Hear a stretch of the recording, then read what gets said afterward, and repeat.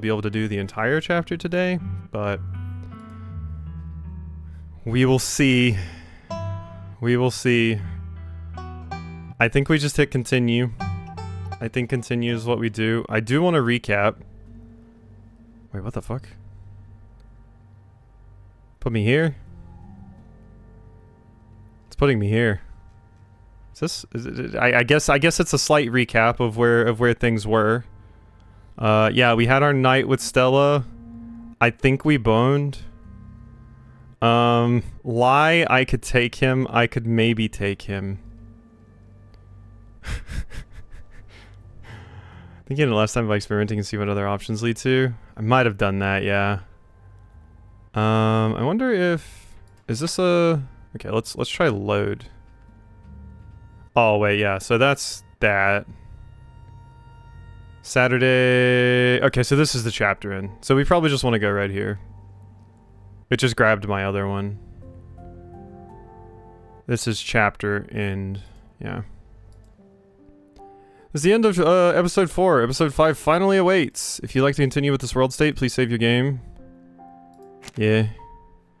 Yeah. Let's save over that. Alright. I'm good. Would you like to see a recap before starting episode 5? Do we want a full recap? I feel like a full recap might be useful, right? Because it's been a minute. It's been a minute. What do we think? Just a recap of 4 or a full recap? Full recap? Because it has... Oh god, let me clean my glasses. Full sounds fine. Okay. The funeral of Pearl and Scarlet, your cousin's mother and your aunt seem like something you should ignore, even considering your own late mother's rocky relationship with this side of the family. Yeah, it has been quite a while since last time, so... I was a little bit late to this. This is still like one of the best performing series on the archive channel, by the way. So being a little bit late to this was unfortunate, but... Welcome to our family's humble estate. Fortunately, due to the current state of the house, only a few rooms will be safely accessible during your stay. Wouldn't go wandering anywhere else if you value your limbs. The floors have been known to give out. So what do you say? Want to tag along? Hold the camera for me while I narrate against a darkening sky, that sort of thing? Forgot how much they look like they're talking about us. You'll eat those words and I come carrying a mountain lion corpse out of these woods at dawn. Nice Ducat. Single deer remained behind, staring down the beam of Stella's flashlight while Gretchen whines and pulls at her harness. It's a great and interesting story to follow, so it makes sense it's performing well. I think it's because, like, with most things on YouTube, I just don't think a lot of people are covering this on YouTube. So people are kind of hungry for playthroughs of it.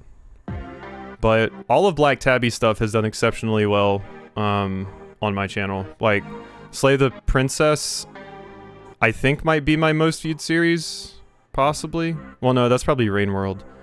And then the Slay the Princess short is definitely my most viewed video. Single deer remains behind, staring down the beam of Stella's flashlight while Gretchen whines. Yep. Dude grapples with the thing as it grabs at his shotgun, pushing the barrel out of the way, as it grasps for Birdie with oddly jointed limbs, while Stella stares in shocked silence as if paused, watching as the other creature attempts to wrestle Gretchen into the darkness. Her desperate cries go unheeded. Its flesh is doughy and structureless, like a loosely packed sausage. Your foot leaves an imprint in its chest and it stumbles back, clutching at the wound. That's when I kicked it. And then I threw a rock at that one. Unfortunately, I'm old now, so I might not be able to do these cool things that I did before. It scrambles back, its movements uncoordinated in its blindness, leaving Gretchen unharmed. Welcome home. Hey, Wayne! My grandmother used to talk about pale creatures called ditchlings. She always said they were a terrible omen, a sign of suffering to come. Here we are. You're welcome to stay the night if you want. From now on, you're back at the estate by bedtime. No more impromptu sleepovers. Ghost tracks! When he can fix you some of Sybil's new blend, maybe it'll calm you down a bit. I think you'll like today's mix. Shotgun lemon balm. Should help ease your stress and tension. And if you feel like talking, I'll be all ears. Thanks, Avery. So you're a private person. I can respect that. You never know how someone might respond to hearing the truth of what you encountered last night. I remember being kind of suspicious of you a little bit, just because it seemed like you were hiding some stuff. Hey, Gretchen. Have either of you seen Rosalina around town? I want to be a helicopter dad, but she hasn't been answering my texts. I want to make sure she isn't getting into trouble. Get into trouble she does. Nothing strenuous, we presume. Whatever you two have planned is probably beyond what he can manage right now anyways. Why is this just shown as question mark? Wasn't that what's-her-face? I think that was, right? But you were just shown as, like, question mark. That was weird. The only person in this town who truly cares about your safety, don't forget that. Thanks, Wayne. Even if it's already too late to stop what's going to happen. Kanika? Yeah, that's it. I'm terrible with names. Honestly, I couldn't remember anyone's name but Gretchen and Stella, I think. As you leave Tabitha's office, you take a moment to get your bearings, only to be interrupted by a sudden movement out of the corner of your eye. Girl carrying a bundle of snack pops through a hole in the fence. Yeah, and here's where they go into the thing. Yeah. What in the world?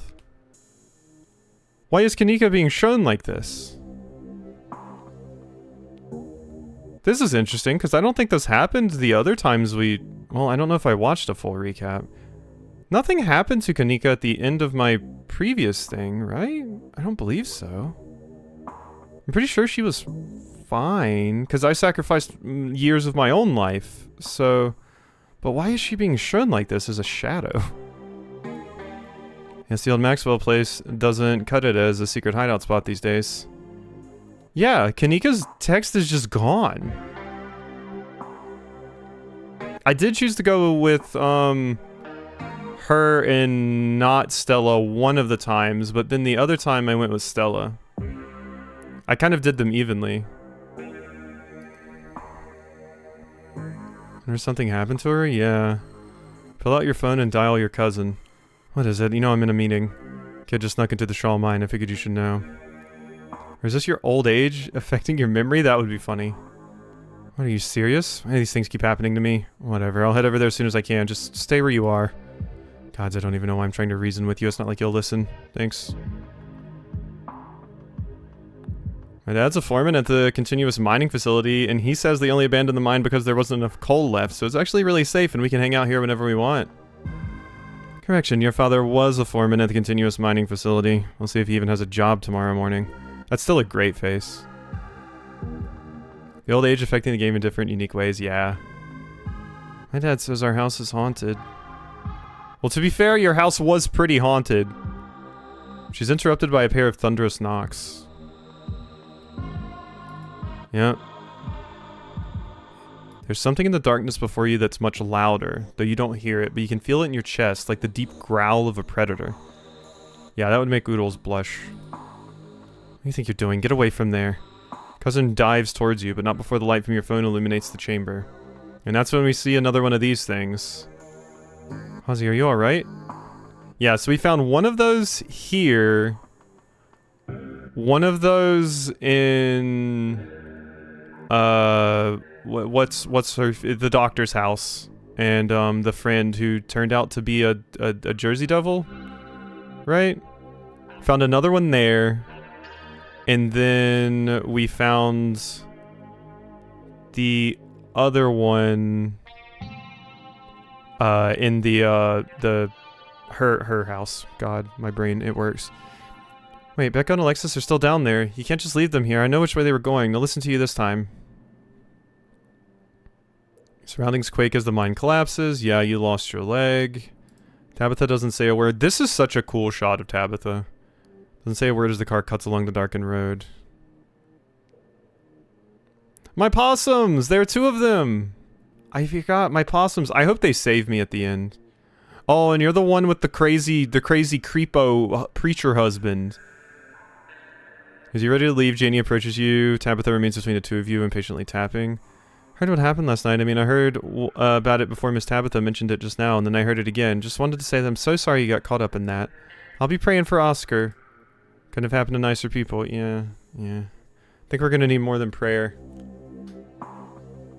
Call me crazy. We're dealing with some shit.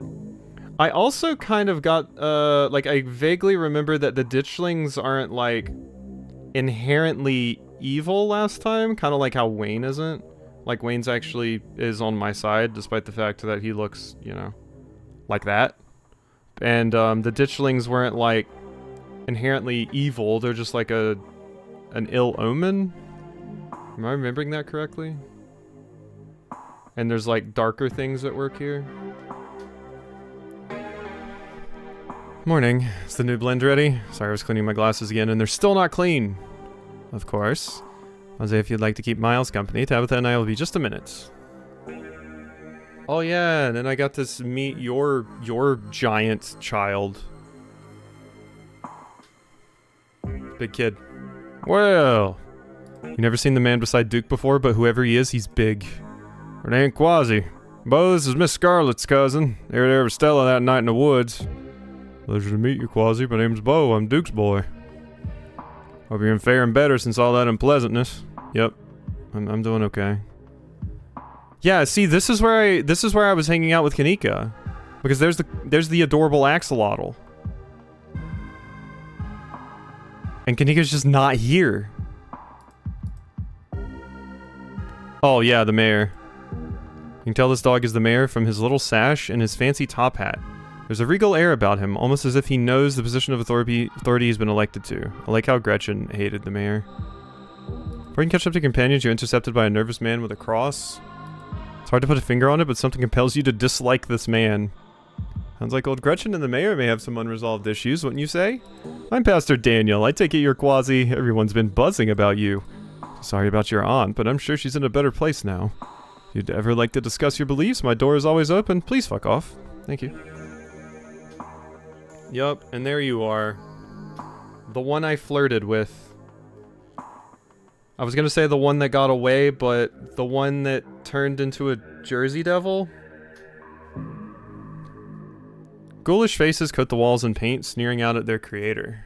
She can be a little intense, kind of overprotective, which I guess makes sense. Anyway, make yourselves comfortable. You have to forgive the mess. I've been distracted lately, haven't been cleaning much. Dinner is already laid out. Dinner rolls, spaghetti, and a light salad. Yeah, no. Even Kanika's name is gone. Like, she can't say anything, and her name is gone from the text. Like, it's just omitted there. Kanika anxiously picks at her food. Stella's nervously talkative, and Reese is suddenly quiet and tense, his shoulders tight as his mother perches on the chair next to his. This is weird. Sorry, I was blowing my glasses off. I don't know why they're not getting clean. There we go. Yeah, Dr. Kelly eyes us all. So we were talking about maybe watching a movie sometime this week. Well, Quasi's still in town. And to see how you're feeling. Handle a movie, Doc. Yeah, well, just sit downstairs in the dark. Reese is used to that. I'm sure he'll be okay. Always overestimating how much you're able to do, Reese. This is why you keep getting sick. I get sick, so what? It's not like I'm ever going to change. I'm sick every day and not getting better. I don't want to spend the last few miserable years of my life holed up in the basement alone. Yeah. Okay, we've seen some of this, so we can skip through a bit. Reese stops mid-sentence. Don't say things like that. Silences, your eyes shoot open. Reese pulls himself from the table and leaves. Yeah. Hey, just in time. Rosalina's situated in the back room. Alexis is going to keep her company while we hopefully get all this sorted out. Oh yeah, that was the shot of Oscar. This is the fit of Oscar that Oodles likes. Oscar and Kanika startle as the door opens. Hold it, you're not taking my cousin along on one of your little hijinks without me. Oh. This is where I've seen it. It appears on top of the stain. Stella pulls back the carpet, revealing a hatch. The floor around it stained a reddish brown. I'm kind of surprised they skipped over the whole, you know, Reese turning into a Jersey Devil. I'm going for it. Thanks, Stella. Wait, do you hear music? Movement stirs as a figure cloaked in shadow rises to attention. Stella? Yeah, and they were all acting as different bits of our family, and then Wayne opened the moon door. Here you are. Would have found you sooner, but the resident clearly doesn't want me here. Doesn't seem to have the same issue with these miserable little parasites. Thanks, Wayne. Bottom feeders always manage to slip through the cracks, don't they? Sins of the father are to be laid upon the children. Bullshit. Yep. Hope I didn't come too late. Wants something, doesn't it? And I think you know which of you should volunteer. You must be joking. Take a step towards the light. Sybil is right here. Please don't do this. Wordlessly step into the spotlight. So sorry, Quasi. I don't think I can talk right now. I'll call you. She hurries off down the road. Before I go. Yep, and now I have my old vision. Sybil places a hand on your arm, holding you back. Sure, you have questions after everything you saw and about what's happened to you, but let's not get into it here. I think everyone could use a little rest and relaxation right now, yourself included. You swing by the tea room sometime tomorrow, let's say early afternoon, you and I can have a little chat. See you then. Don't even notice yourself entering the guest room and falling into bed. Suddenly you're just there, buried under your family's musty covers. You open your eyes, it's a new day, and you feel like shit, but your thoughts are interrupted by the buzz of your phone. Check your messages, there's nothing from Stella. Small gathering of workers outside the entrance to the mines, picket signs in hand. You take the tea, sipping it delicately. The citrus smell is fleeting, quickly replaced with the earthiness at its core, like you've taken a mouthful of dirt. The aftertaste combines the two flavors into something soothing and medicinal, and you find yourself feeling more comfortable. Yeah, that's when we had the tea. Sybil takes the cup from you, staring. This doesn't bode well. Got just about every warning that can fit in the bottom of a cup. Cross, kettle, hourglass. All these mean death, misery, difficulty, and the hourglass ties it all together with definite urgency. Fair to assume that this all has to do with whatever brought the ditchlings. Something is coming, and whether any of us can stop it, I'm not sure, but we may at the very least be able to find out what it is. There's a central figure here too, a cat. An enemy lurking in plain sight. Enemy lurking in plain sight. Was that just referring to Reese? Oh, okay, so I got the chapters mixed up. I thought the events that made me old were the previous, but no, that makes sense now, because I think I played it safe here because I'm old now. Yeah. Entire hospital wing rotting away. His voice sounds distant. Your sole focus is finding it. Your feet move without prompting, and you stumble down the hallway towards the far wall, barely registering the antique clutter. Are you okay? You don't respond, and you don't bother to retrieve the axe. The wall is rotten, water damage has eaten away at the wood over the course of unknowable years, the planks nearly reduced to sawdust. You tear into it, yeah! Enemies upstairs, enemies outside, we're surrounded. Even if I get out of the house, I won't be safe. You won't be safe.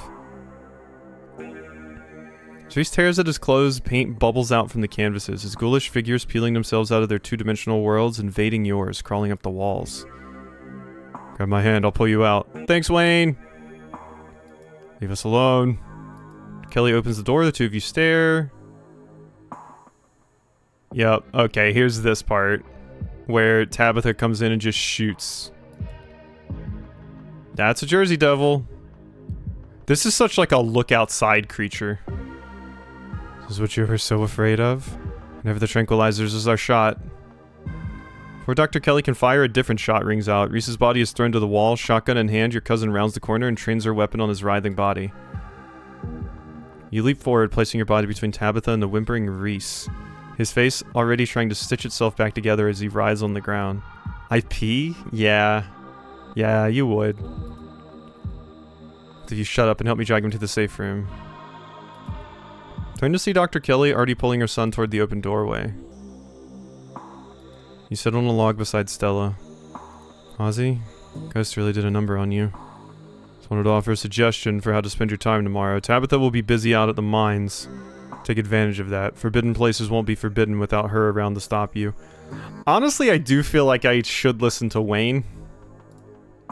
Explore the estate. You might find something interesting if you know where to look. So are you coming in? Oh god, big t-shirt is too strong. Big t-shirt is too strong a look. You drift off together, limbs intertwined, exhausted and safe and comforted.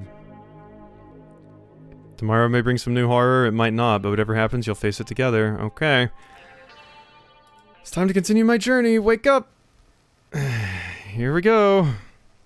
You wake to the sound of birdsong and to the welcome aroma of breakfast sizzling down the hall of Stella's intimately cozy cottage.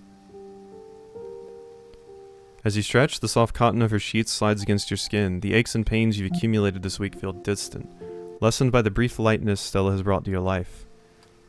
You've had a good night's sleep, and though you can tell it hasn't chased the bone-deep exhaustion away, you feel slightly more whole. Yeah, just push the old away by having cute girl. Ah, another strong fit. Ozzy, hope I wasn't too noisy in here. Wanted you to be able to get some more sleep. I know it's early. Still, can't be too bad to wake up to somebody making pancakes for you, even if it's at the crack of dawn. Give her a morning kiss? I mean, have I brushed my teeth? Give her a morning kiss, I guess. Take a step forward, leaning in close. You can feel Stella's smile broaden as you plant a gentle kiss on her cheek. Okay, the cheek is fine. Come on, Quasi, you can do better than that. Before you can pull away, she takes your face in her flour-dusted hands, pressing her soft lips to yours. Hey. I'm happy for you, alternate reality me. Smirks as she turns back to the pan. How'd you sleep? Aren't I the host here? Isn't that what I'm supposed to ask you? I slept great. Of course I did. Thanks again for everything you did yesterday. You have no idea how light I feel right now. Nice to wake up here knowing your face would be one of the first things I see. Can't believe you made me pancakes. Thanks for the breakfast. Really didn't have to go through all the trouble. So nice to wake up knowing your face would be one of the first things I'd see. Stella's gentle smile spreads into a grin. Well, aren't you romantic? You think my looks are nice? Wait till you try my pancakes. These are what'll have you coming back home. That's the last one. Let's have ourselves a breakfast feast. This is gonna be a lot of pancakes, isn't it? I could maybe handle 2. No, that's 3. I just love Gretchen's expressions. Stella motions with a pancake-laden plate towards the table. You take a seat. I'm taking a bite. Take a multi-layered bite of Stella's pancakes. They're incredible. A perfectly crispy crust with a light and fluffy interior, still steaming from the heat of the pan. With a generous pour of maple syrup adding a flavorful sweetness, a rich buttery aftertaste lingers on your palate. A stack of these made with love by someone who cares about you is a perfect way to start your day. Hey, before we figure out our plans for the day, we should talk about Reese.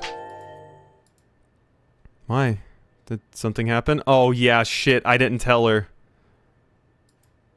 Take a deep breath, then proceed to explain everything. I didn't tell her when she was having a bad moment. Stella stares down at her pancakes in shock, trying to process what you've just said. Salem is the shirt, by the way. Tears well up in Stella's eyes. She tries to blink them away before you can notice. He's... what? She looks away for a long moment, trying to collect herself. So that means he's all alone right now, locked up in some tiny room? And if I guess he wasn't, then Dr. Kelly would be... I can't believe I was also dealing with my own pathetic little problems yesterday. If I'd just been there, maybe things could have been okay. Maybe I could have talked him down or, I don't know, done anything besides moping around when my friend went through the biggest crisis in his life. She takes a sullen bite of pancake. With it, she seems to swallow her momentary distress, her casual demeanor returning as she gives you a weak smile. It's over. Trust you made the right call in the moment. For now, we have a mystery to solve. Though I will be making a visit to the doc's office soon.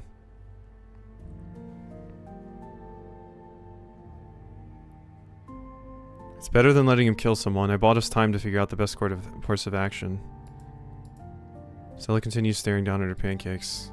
But her shoulders loosen, a forced smile plastered on her face. Oh well.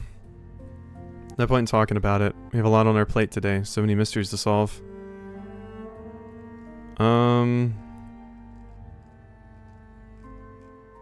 Wayne said, Tabitha, I think we should, what's the plan? If you want to...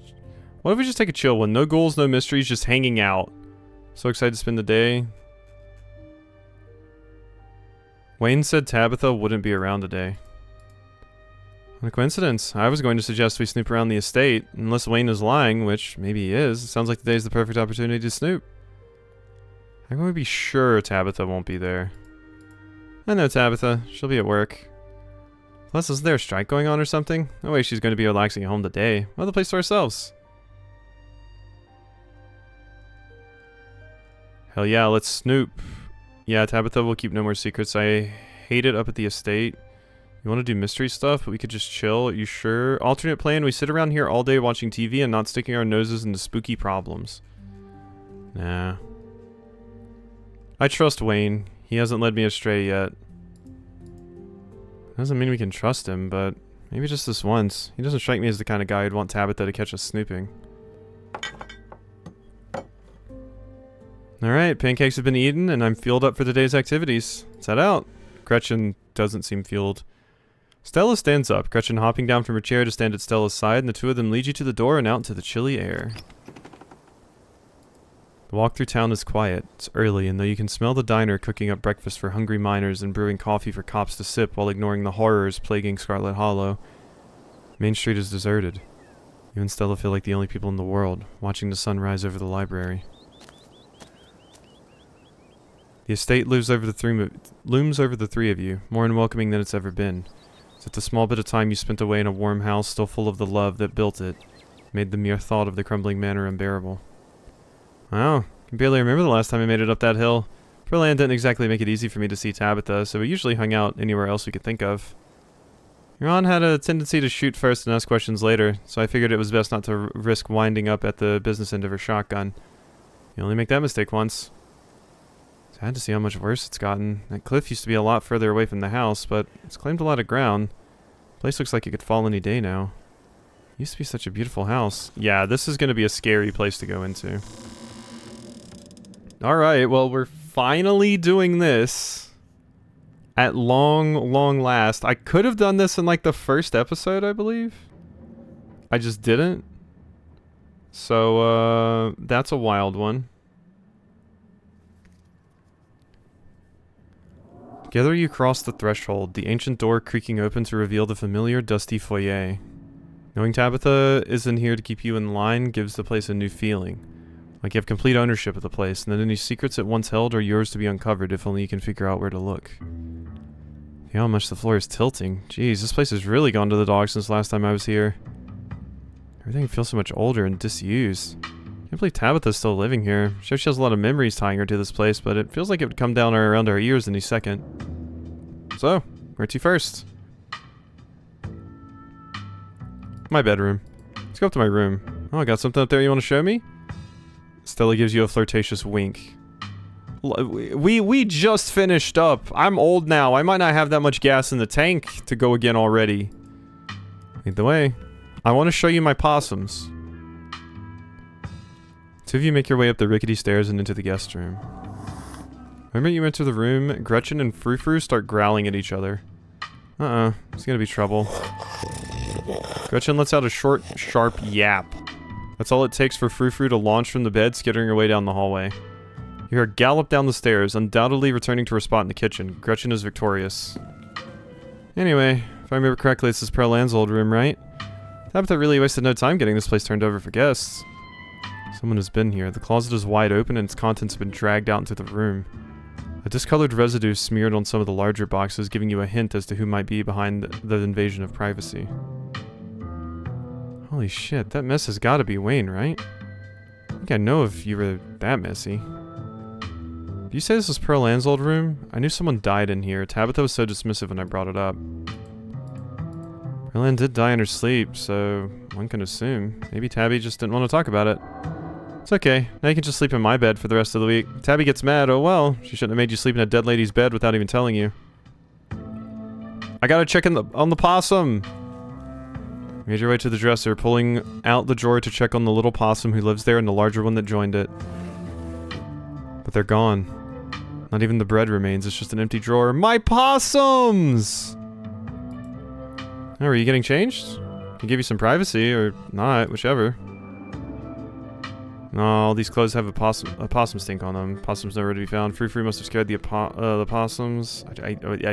Every single time I see possum actually spelled how it's correctly spelled, I want to say the O. There's usually a little possum in here. I hope he's okay. Oh, possums are so cute. Weird that one lives in a drawer right next to where you sleep, but I guess I'm sorry you wandered off. I'm, glad you took that shower at my place. I don't like the O either. Slide the drawer shut. Closet was not like this yesterday morning. Your room's been tampered with. All the more reason to check it out. You and Stella cross the room to investigate the open closet door. The back of it hangs slightly ajar. It looks as if It looks like it was never a solid wall at all, but rather a door previously hidden behind the pile of boxes and papers that were dragged out of the way over the night. There's no doorknob, only a small circle of metal where a doorknob would be, punctuated with a keyhole. Is that a hidden door? Yes, I knew it. I knew there was going to be hidden passages. Stella whips out her camera, nearly fumbling and dropping it in excitement, but she regains her steadiness, aiming into the gloom of the closet at the sliver of light from the room beyond. Stellars, you are not going to believe this. Oh, you call your fans Stellars? I mean, that's pretty good. We're here in the Scarlet estate, trying to get to the bottom of what exactly is going on around town, and have just uncovered this hidden door in Quasi's closet. Don't you think Tabitha's gonna get mad at you for filming in here, like legal action mad? It's the nature of journalism. I take risks to get information out into the world. Whether that's the risk of bodily harm or legal consequences for sneaking into my friend's old house. We don't find anything, I don't post anything, but if we do find something and it blows your dark, possibly incriminating family secrets wide open, well, I guess that's a problem for future Stella. I think you're right, Stella. Wayne is behind this. Does that mean Wayne knows about the layout of the estate? No, I'm really starting to wonder what he has to do with all this. I like how close he seems to think he is with you. Maybe he knows what's going on.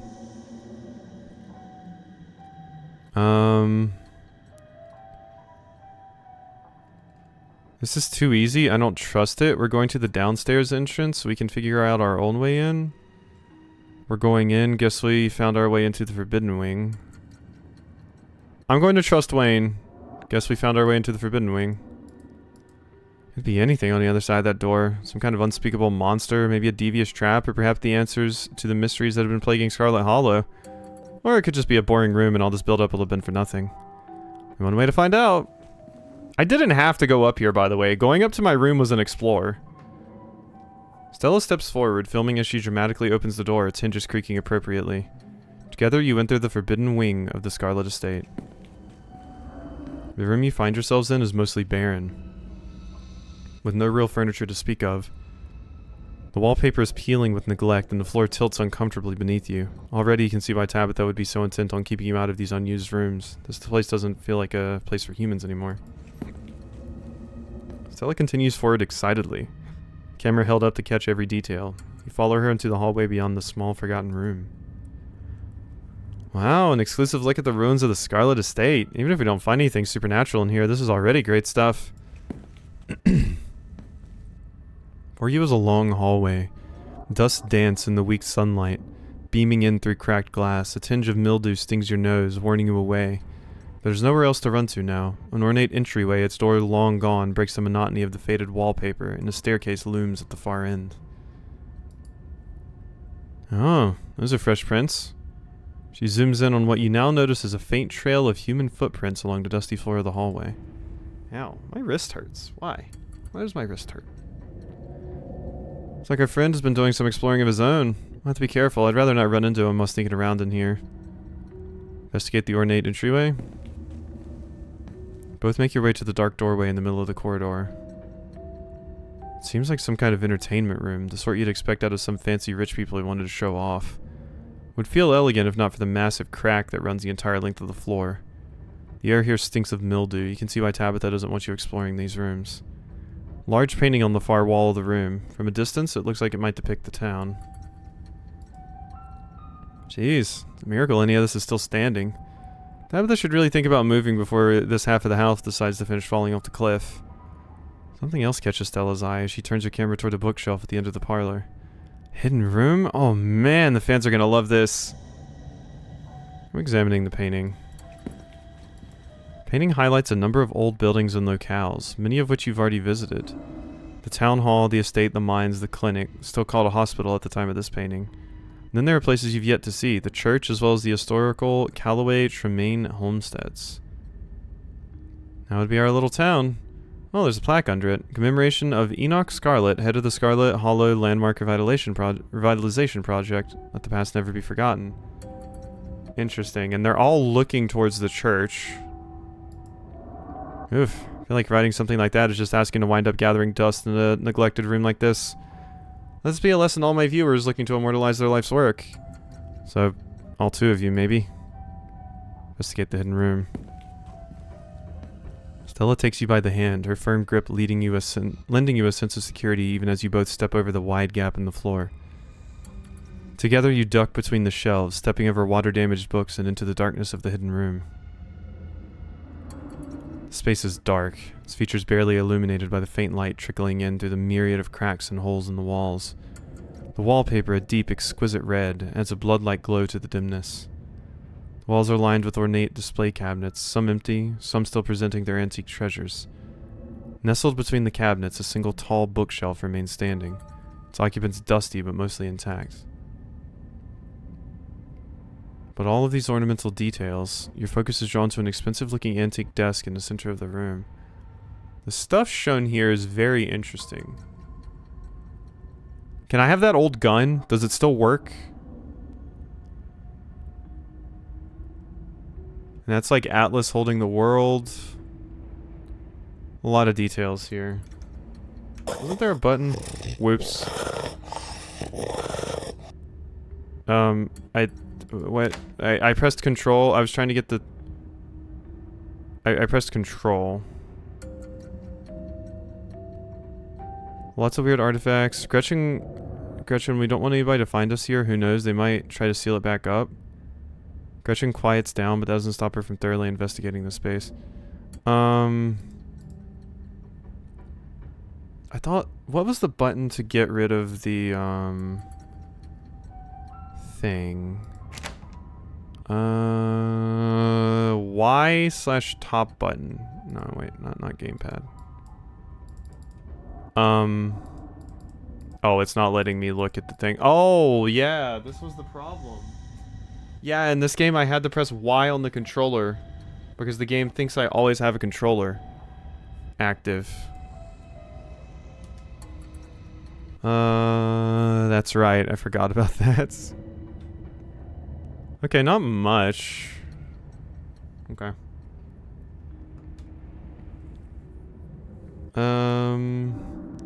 They weren't counting on a couple of investigative documentarians like us going to look, but here we are, about to blow your family's sordid past wide open.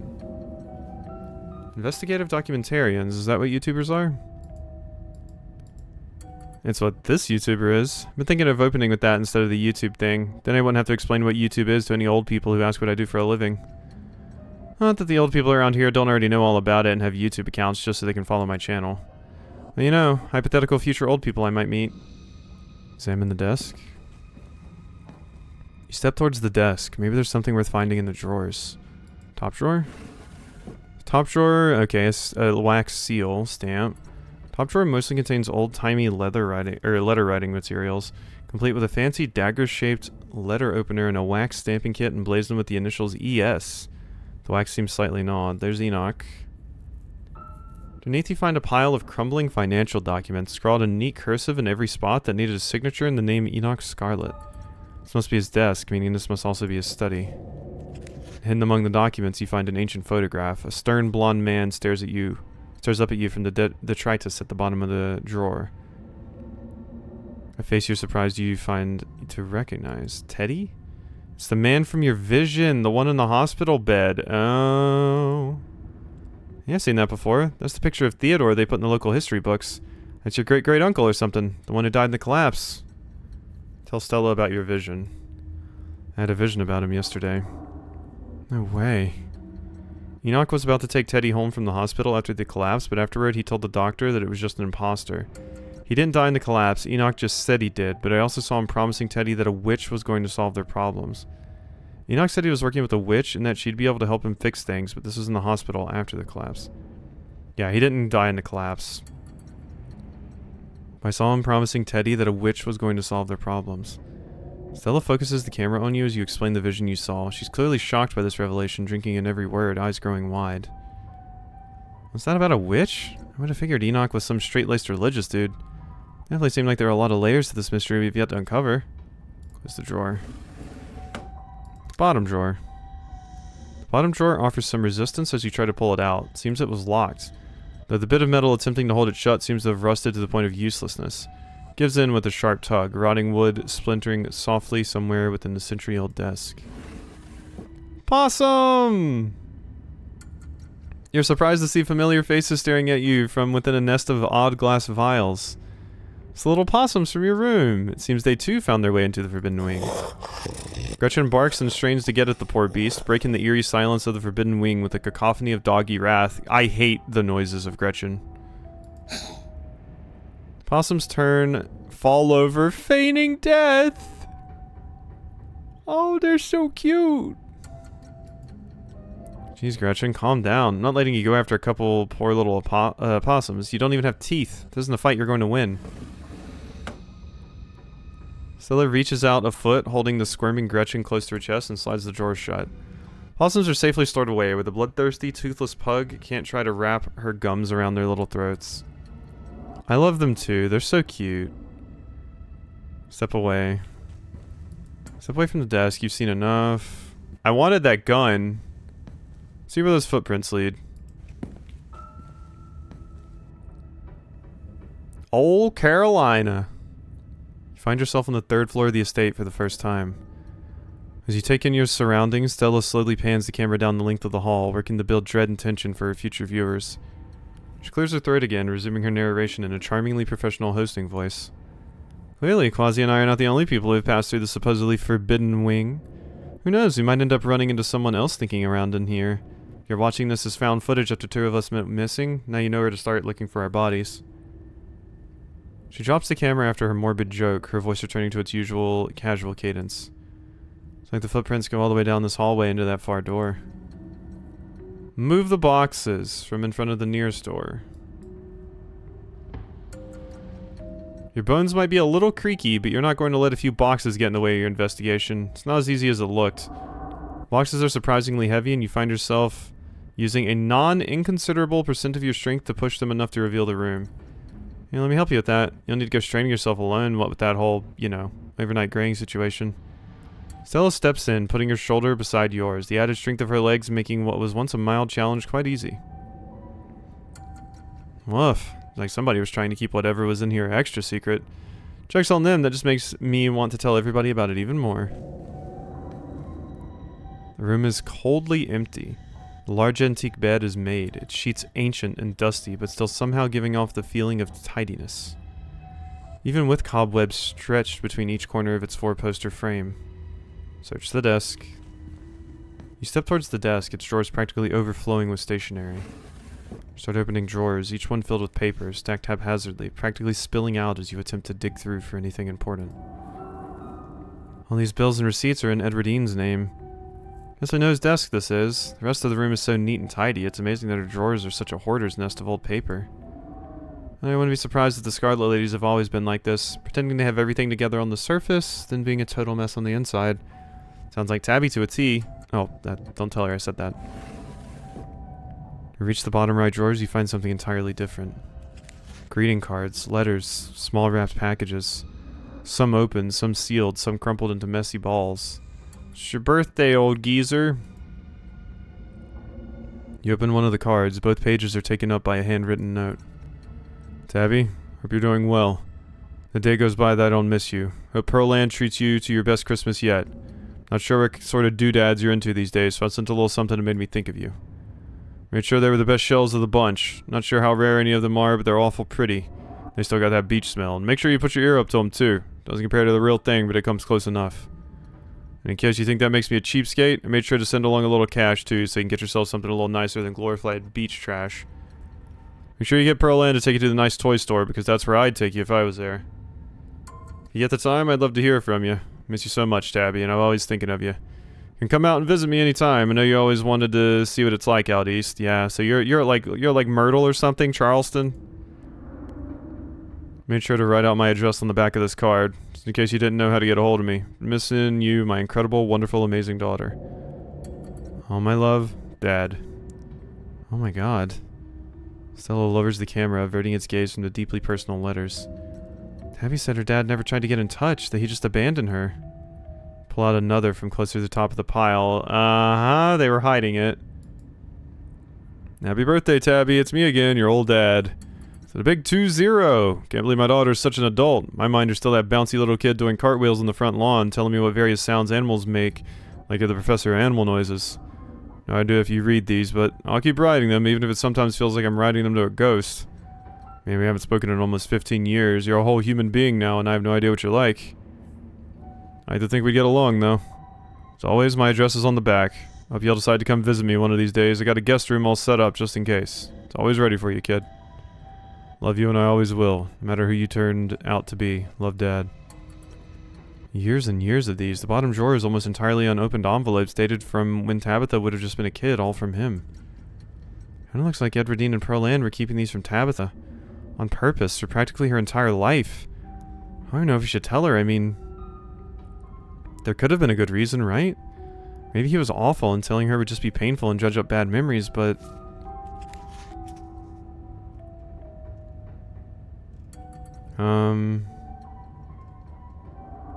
We really need to make our relationship be more calm. For all we know, he's dead or he sucks.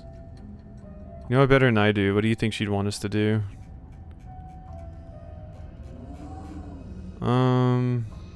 Yeah, let's ask Stella. I don't think Tabby's the kind of person to hide from the truth. She'd want to know.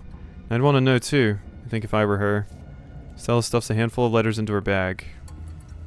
Yeah, I mean, that was what I was going to go for anyway. Make your way to the closet. It's as lifeless and tidy as the rest of the room. It seems Edwardine kept things neat and orderly, or as neat and orderly as she could, considering the decaying state of the place. Looks to me like where Pearl Ann would go shopping for Tabby's clothes. It's exactly the sort of thing she wears. In fact, I'm pretty sure I've seen her in that dress before. The only thing here besides her clothes and shoes is a box shoved off to the side. You pick it up. Child-sized overalls, striped shirts, and a small pair of trousers with suspenders still attached. One of those little sailor suits boys from the 50s are always wearing. Boys' clothes? That's weird. When was the last time a boy was born into the family? When you pull out the last shirt, a note is revealed, tucked away in the bottom of the box in the protective plastic sleeve. Mommy, I am in here too, and I love you. Scrawled in almost illegible handwriting, written in some thick brown watery ink that's cracked with age. Just looks like blood to me, which would be brown by this point. What the? Stella handles the note. Gretchen anxiously stomps on the floorboards. Okay, Gretchen, you don't have to squirm so much. It's just paper. Really, really creepy paper. Stella zooms in on the unsettling note, making sure the camera takes in every detail. Okay, I got the footage I need. Just put that back before you get a curse from it. Drop the note back into the box, once again covering it with the clothes. Folks, what you just saw was found on the bottom of a box of boys' clothes hidden away in Edwardine Scarlet's closet. And the only children she supposedly ever had were 2 girls. This mystery's getting so thick it's gone from gumbo to gravy.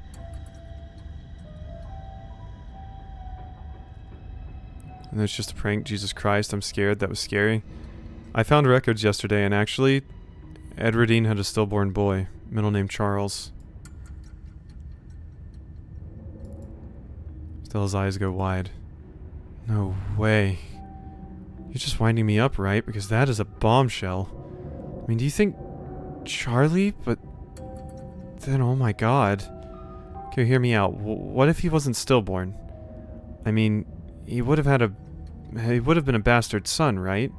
And with Enoch the way he was, and the fact that your family has the whole Southern Gothic thing going on, I hope we find out more about this.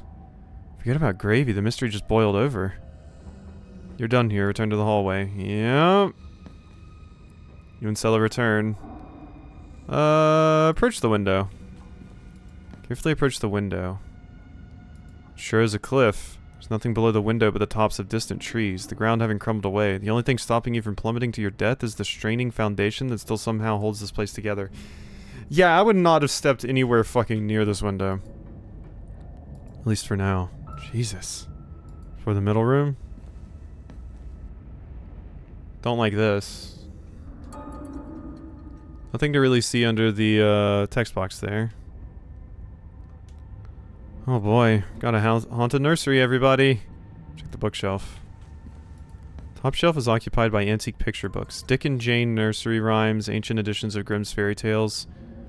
Lower shelves are full of educational material, from children's encyclopedias to writing practice workbooks. In the sheer number of learning-oriented books on the shelf, you get the impression that the children who lived here were not supposed to be as interested in fun and fiction as they were in diction and spelling. Your family may have been wealthy, but maybe not in joy. Read a few writing practice books. Alexandra Scarlet. You leaf through a few of the practice workbooks, gently turning the near-crumbling pages. Reasons Mommy should take me and Mary Bell to the zoo. We have been very good girls and have not cried for a whole week. Mary Bell says elephants are so big and I would like to see one. 3. I think it would be very fun and Mommy would have a good time. All are signed with a carefully scrawled signature of Alexandra Scarlet. You flip through the rest of the book, your eyes unfocused as the many practice sentences and letter copying pages flash by. But something near the back of the book gives you pause. In a section that starts with the prompts, "Today I," Alexandra continues with, "Talks to the boy in the wall." Oh, fuck. Oh, fuck. Boy in the wall, are you kidding me? You're gonna think I planted this or something, it's just too creepy. Hold on a minute, the little boy's clothes, the note, the fact that Edwardine had a bastard son at some point, now a boy in the wall? This is all starting to add up. Yeah, no, yup, no, I knew where this was going earlier. Hold on, this encyclopedia has something sticking out of it. Daddy plays with me and Mary Bell. If my family goes to the zoo, if Mommy and Grandpa took us to work, if me and Mary Bell and Mommy and Daddy and Grandpa have a picnic. Uh-huh. Mommy and Grandpa took us to work. There's Grandpa. There's Mommy. There's three kids.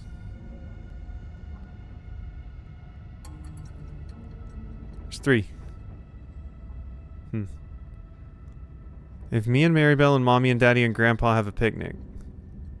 Me, Mary Bell, Mommy, Daddy, Grandpa. Okay, so there's not another one there. Maybe this was... one of these were like the dad, too. All are signed with a carefully scrawled signature of Alexandra Scarlet. There's a strange fantastical element to these pictures. Everyone is smiling and sitting together as any family would in a child's drawing. Yet it feels like these are drawn in the same hopeful way a child would draw a unicorn. Expressions of some reality that Alexandra could only dream of. There are less joyful illustrations as well. Daddy napping shows their father sleeping in a chair, a bottle of brown liquid conspicuously drawn on the table next to him. The girls hovering in the doorway some distance away. Mommy going to work? Mommy going to work shows the girls crying in the upstairs window of a house as their mother walks away, an angry frown scrawled on her face.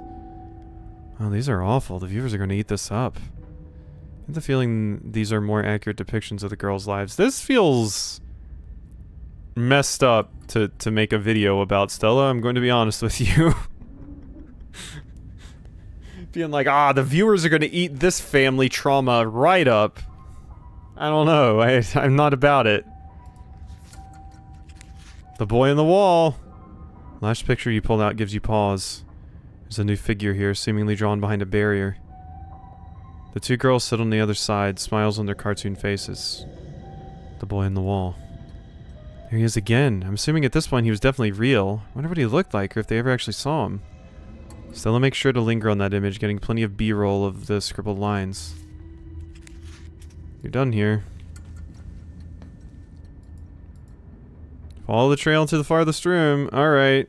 You continue following the trail of footprints, approaching the farthest room down the hall. The door was clearly meant to be hidden, but it's been left open. Uh-oh. Gretchen begins to shake in fear, whining meekly as she glances around the room with wide, anxious eyes. Okay, something's breathing. What is that under there? Is that like a pentagram drawn? There's like a tarp right here, and there's clearly something scrawled in here. This must be a summoning circle or some shit, right? It's gotta be. It's okay, Gretchen. It's just a big empty room. There's nothing to be scared of. That's not all it is. It pains you to stand in this space. Emotions hang over you, strong, oppressive, and overwhelming thoughts that threaten to fill your lungs. You don't feel death here. You feel something worse. A deeper loss. One that's left a wound that has refused to scar. You can't help but fixate on the carpet in the center of the room. The corner is rumpled as if it has recently been moved. Move the carpet! Pull the carpet up, exposing the bare floor and revealing what lies beneath. Ornate ring of sigils has been carved into the floor. 5 along the edges with a 6th in the center. Circle emits a now uncomfortably familiar feeling. You can feel your gaze forced to crawl over every intricate detail of the carving in front of you. Is this some kind of magic circle in the Scarlet estate? Clearly Enoch was pretty serious about the whole occult thing. This is about as occult as you can get. I'm trying to think of what that sound in the song that's currently playing sounds like. At first I thought it was a pickaxe, which would make sense for the mines. But you're too far drawn into a trance to respond to Stella, or to even pay much mind to what she's saying. Your gaze crawls across the intricate details unbidden. Serpents wrapped around the staff give you flashes of the room beyond the morgue, and the darkness that swept through the house once it had been uncovered. The fist and chain makes you feel like you're back in the claustrophobic confines of the mind, surrounded by the angry hammering of its memories. Interesting. So, yeah, the serpents are wrapped around the staff. That makes sense for the medical place. Morgue. The fist and chain? There's a fist and chain? I don't make out a fist and chain from this. Oh, wait, it's the bigger ones. Wait a second. So... these are like 2 horns. I can't even see what that is. Is this the fist and chains? Yeah, this is the fist and chains. So fist and chains and this we've seen. So that's the mines, that's the... what would the library be?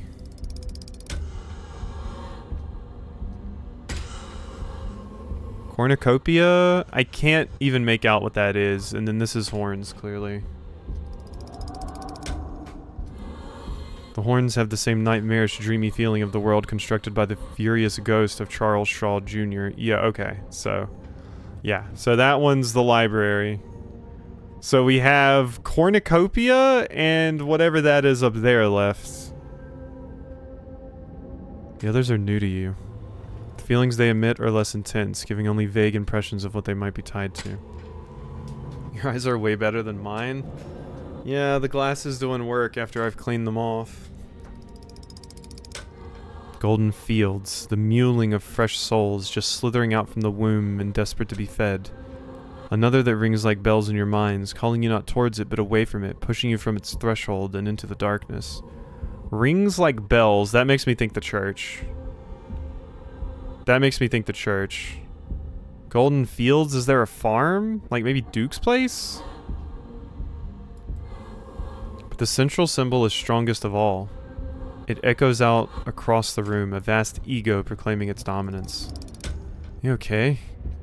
Oh no, did the circle do something to you? Talk to me, Quasi. Snap out of it. A bell chimes, not calling me but pushing me away. And there's a field somewhere, torn by hunger and... Hey, come on, stay with me. Let's get you out of this room. She flashes you a confident smile, her eyes shining as they meet yours. Her faith in you is unwavering. Stella crosses the room, training the camera on the door of the far side, like the way you entered. It too has been left ajar, as if inviting you to explore what might be behind it. Doors of this room seem like they would be almost totally invisible if they hadn't been left open. There aren't handles or anything, just keyholes. There's gotta be a hidden passage. Amazing, your family really pulled out all the stops when it comes to creepy stuff. Follow Stella, I don't like the breathing. You exit into a short hallway. There are stairs here, leading back down to the lower floors. There's another door. Okay, I thought that was blood, but something was scratching to get out of here or in here. Like, look at the claw marks on the door frame. And then also here, and then the door is torn away at this side. And look at how many locks are on that door. There's also another door. It's hanging ajar, the many locks and deadbolts along its edge glimmering in the weak morning light. The doorframe itself is gouged and splintered, evidence that some desperate creature tried to save itself from the room beyond time and time again. Holy shit. Gretchen's whining reaches a fever pitch. Jeez, okay, I get it. The scary room is too scary for a little dog like you. You don't have to go in, just don't go running off anywhere. Yeah, I was thinking we should maybe not bring Gretchen with us, but... See how the edge of the door is all messed up? Looks to me like something didn't want to be put back in there. Before you can stop her, Stella steps into the little room, her camera drinking in every detail. Oh my god. You step forward to join her, Gretchen remaining rooted onto the floor outside. Oh! This was a prison cell. Everything about this place reeks of neglected humanity. The walls are covered in scratches, legible words mixed in with the nonsense of desperate clawing. The one window set high in the far wall is fitted with a thick pane of glass, as if the iron bars just beyond it wouldn't be enough to hold the imprisoned. What is that? It's like a rattle? And this says "oh" something and scratches. Okay, okay, yeah, things are getting weird. Can't help but notice that the doll from your closet sits watching you from the bed. One eyelid drooping. Oh my god, that is the creepy doll from the closet! And it disappeared at one point? It adds an extra layer of menace to the already deeply unsettling room. That's the doll that I said was like was going to move and stuff. Property of Alexandra. And all these scratches on the walls. Did a person do all this? Can't imagine how much it would have hurt. It stinks too, like nothing I've ever smelled before. I've been in sewer drains that smelled better. Tabby. What happened here, Quasi? What the hell happened here? The pain radiating from these walls howls through your mind. Whatever lived here lived in constant torment. But the etchings on the wall are more than just evidence of the suffering that went on here. Whatever was trapped in these walls was trying to send a message. To you, or to anyone who might happen across it.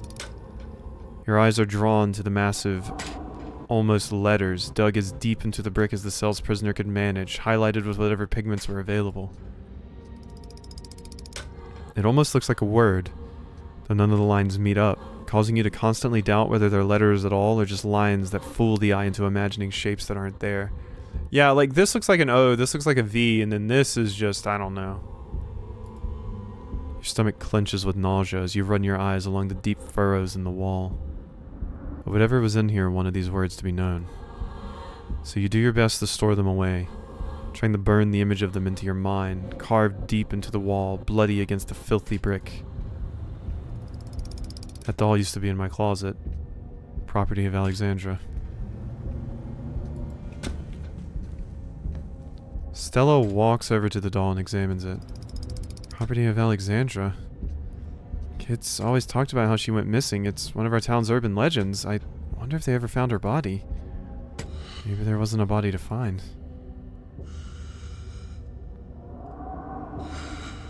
You think Tabitha? Fuck this, man. I'm done with today's adventure. We sure we should post this video? The boy in the wall. And then Alexandra. This doesn't all feel like old skeletons in the closet either. The smell is too fresh. And some of those locks on the door are modern. Stella lets the statement hang in the air. What sort of fucked up old family do we have? I just hope Tabitha didn't know about all this. I think it's possible that the whole time we knew each other, all those nights we stayed up late talking, she might have known this existed. No, she didn't know. She wouldn't have let something like this happen.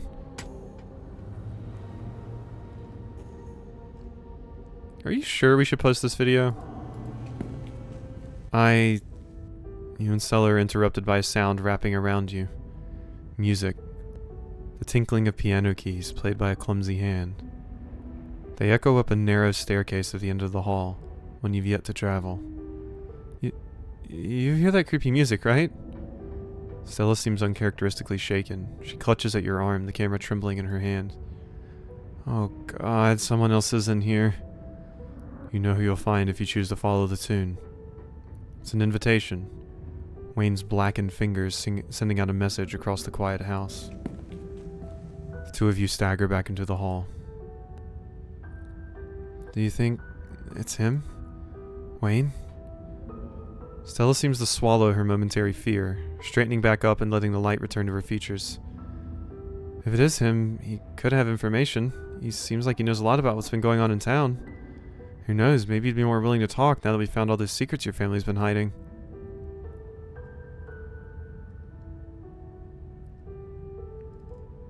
No way am I going to look for some spooky guy playing spooky music. Take her hand and go back the way you came. Take her hand and follow the music. I feel like I might be too trusting of Wayne. But I don't really want to leave her alone, is the problem. We'll go talk to him together. Of course. No way, we're splitting up. I'm not going to let that creep draw you into some trap without me around to help you out. Come on, Gretchen. I'll carry you. Gretchen is not about this. Stella scoops up Gretchen, the pug still visibly shaking with the fear this place seemed to instill in her, though. Or still in her, though Stella's comforting grip seems to have eased the poor little doggy spirit. That's right, my little old lady. Nothing bad happened, besides being shaken in my core, I guess, but nothing physical. We're just seeing one scary man and then we're leaving. Her grip is firm and warm and reassuring. And together, you make your way down the hall to the source of the eerie music. The stairs take you into what you have to assume was once a servant's quarters. A network of cramped passageways hidden away from behind the expansive rooms of the estate without so much as a window for illumination. You persist and descend deeper into the bowels of the Scarlet estate, the echoing piano your only company. Soon enough you see light again, the sun creeping in through the edges of a nearby hidden door, or a nearly hidden door. At the end of another long corridor, its high ceilings and tall windows are almost disorienting as you step out from the cramped, gloomy stairwell.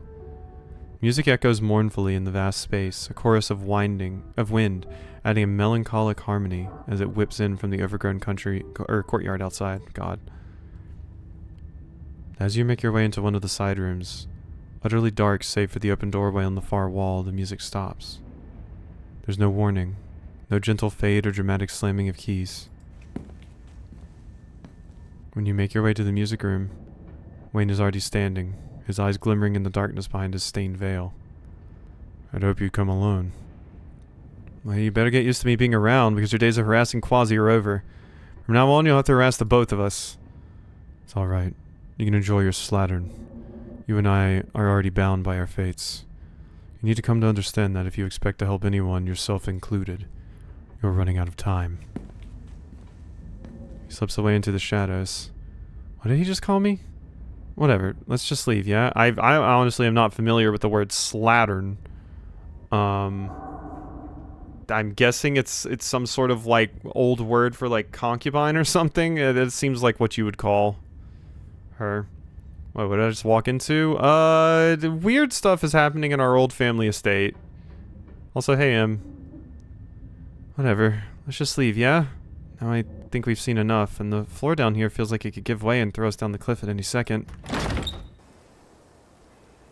The warmth you and Stella shared last night seems to fall apart in the fresh air, shaken by the unearthed secrets of your family's past. A tense silence holds between the two of you as your mind does its best to grapple with what you found. The cell, the doll, Enoch's occult sanctuary, the boy in the wall, and his outfits in Edwardine's closet. Is it possible your cousin has known about all of this? Your eyes dart back up to Stella. Her gaze is fixed on some non-existent point far off in the distance, and you can only try to imagine what she might be thinking. Maybe she feels you're connected in some impossible way to what you've just discovered. Like you carry whatever went on there in your blood. And Tabitha, who had lived under the same roof as that cell her entire life. The silence feels like a terrible thing. Like detritus clogging the air, suffocating the fragile growth of a barely formed relationship.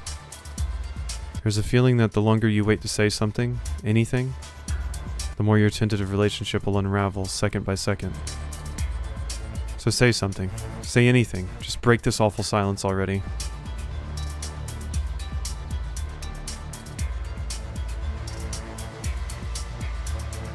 Do you think... maybe the dungeon was just a sex thing? Yeah, I don't think that's it.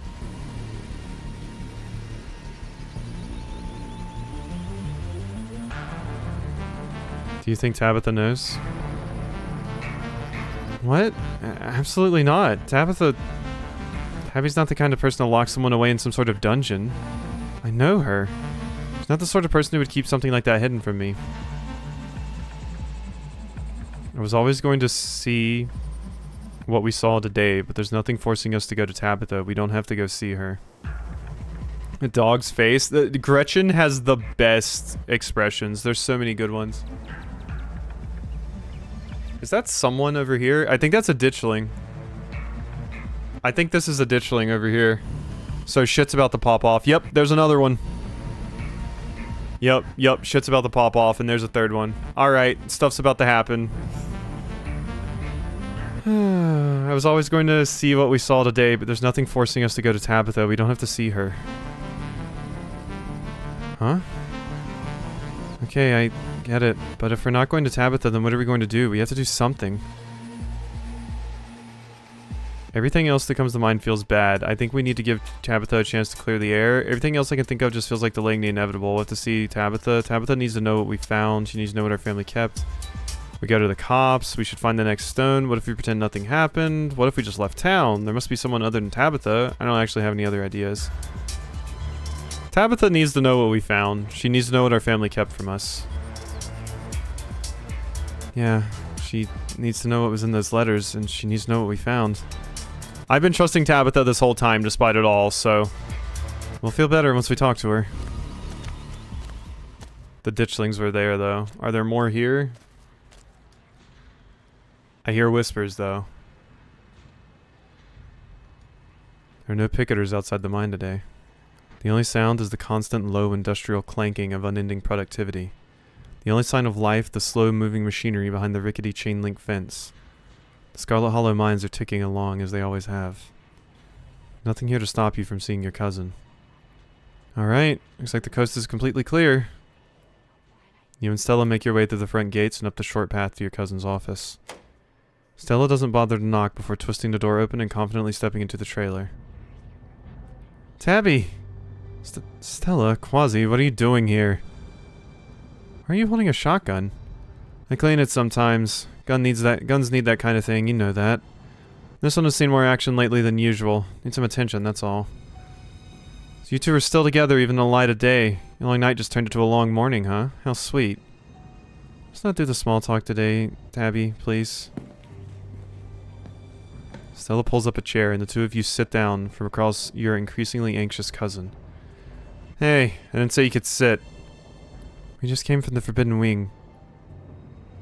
Tabby, have you been there? Stella, what were you thinking? You know not to go in there. I know, I'm sorry, but the stuff we found in there... Tabby, your family hid so much from you, you deserve to know. Don't get defensive, let her talk. We're not attacking you, we're just trying to talk. We found birthday cards from your dad. Tabitha, we're not attacking you, Tabitha, we're just trying to talk. Like Enoch's study. It was behind an old bookcase and there was all this occult stuff in there. What? Like being into the cult, is that surprising? He was a rich man in the early 1900s. Of course he was into the occult. It was like a hobby back then. You know I know that. I wouldn't have come all the way here if that was it. But there was this other rumor. Somebody had drawn some kind of... I don't know, satanic circle on the floor like in a horror movie. Someone had clearly tried to hide it. We also found these old clothes in Grandma Eddie's room. Boys' clothes. And a freaky note that looked like it might have been written in blood. It said I'm still in here and I love you or something. I don't know what that means, but it was in plastic. She clearly wanted to keep it. And these birthday cards from your dad, all stashed in a drawer.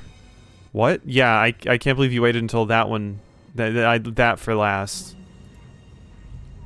Someone had been hiding them from you, Tabby. He loves you. He sent them every year. We're not trying to jump to any conclusions, we're just trying to make sense. Yeah, do you want to see the cards? We brought some of them with us. This might help de-escalate a bit. But none of that is even important. Stella keeps cutting me off. Because at the end of all this... cell. A prison cell. Someone was being kept in there. Found these old notebooks talking about a boy living in the walls too, and I feel like it's all connected. Especially since there's this creepy old doll in there. I just feel like maybe your family was keeping some of their own kids in that room. And just before we left, we ran into Wayne. I'm pretty sure he's the one who made sure we found it, but I don't know why. He was all mysterious and called me some old curse word and left. There. That's everything, okay? It's all laid out on the table. Oh, can I say something now? Stella, I didn't think we were just going to put everything on the table. I'm just along for the ride. Why'd you invite me here? Yeah, no, like, she's telling it in an awful order and not the order I would choose, and she's clearly panicking, so I understand that bit, but... yeah, I would have opened with the birthday cards as well.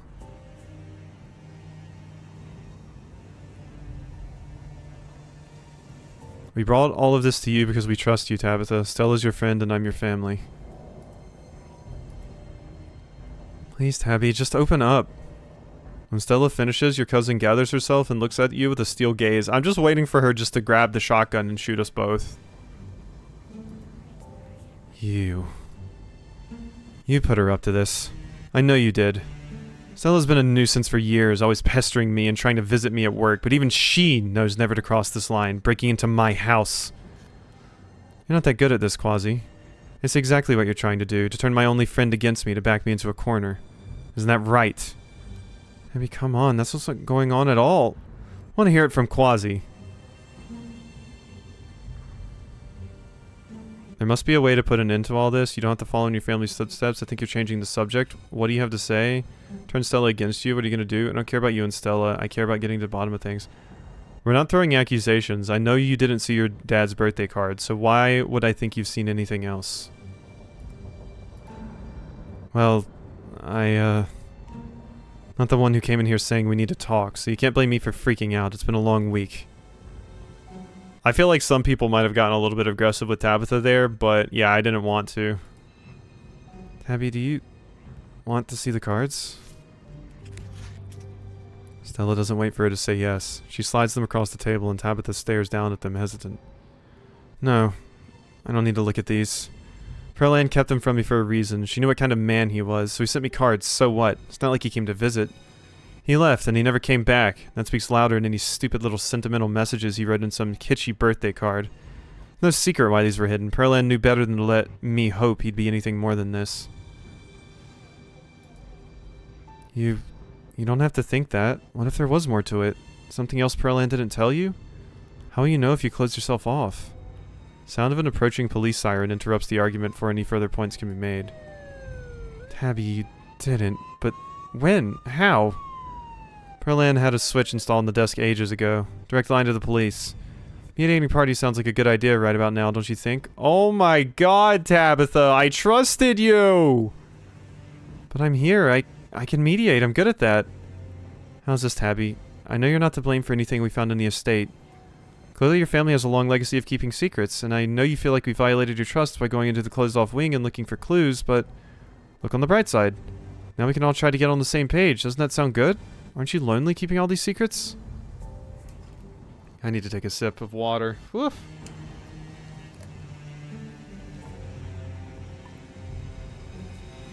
Please, Tabitha, I don't want this to end with anyone being dragged off by the police. Oh my god, cough. And with what you have on you, don't you think there's a possibility it won't be Quasi who winds up in handcuffs?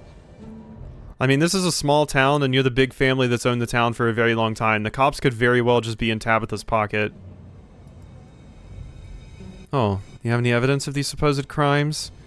Or just footage of old rooms? Maybe an even better question would be, would you even be willing to use it if you did? Much as I can tell you like Quasi, you've known me much, much longer. I thought you'd ultimately be willing to turn to an old friend like me. I don't think Quasi is capable of that much persuasion.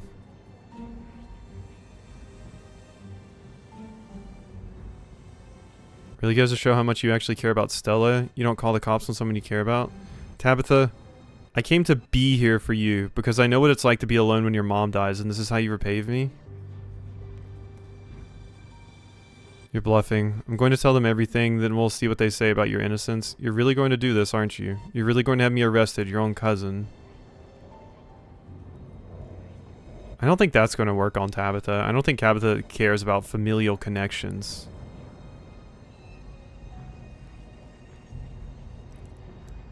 Tabitha, I came to be here for you because I know what it's like to be alone when your mom dies, and this is how you repay me?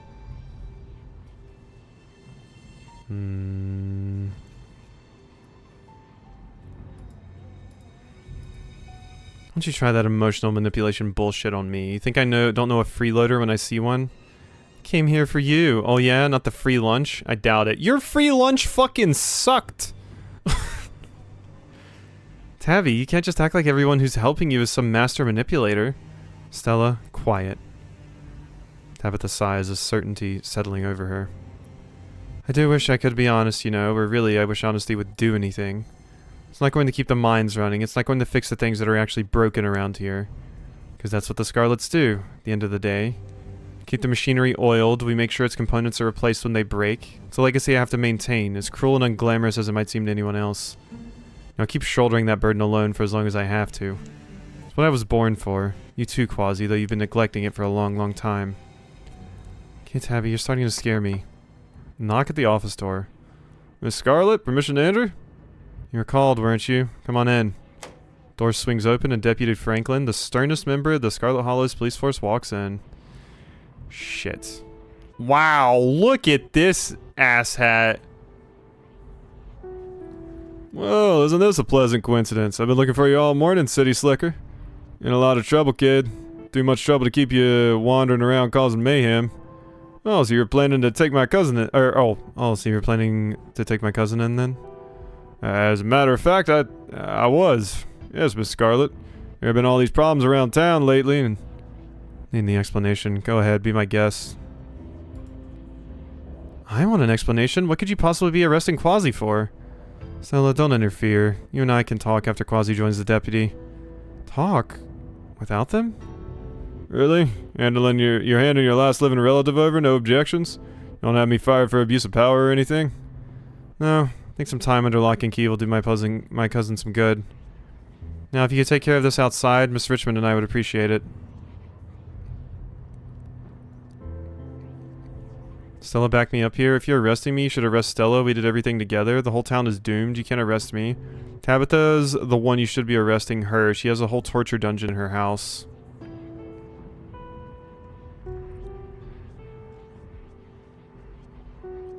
Back me up here. I didn't do anything wrong. You can't just take me away if I'm not being charged with something. I've done nothing wrong. I don't think that's really gonna fly out here. Gretchen seems happy just because Gretchen's getting pet.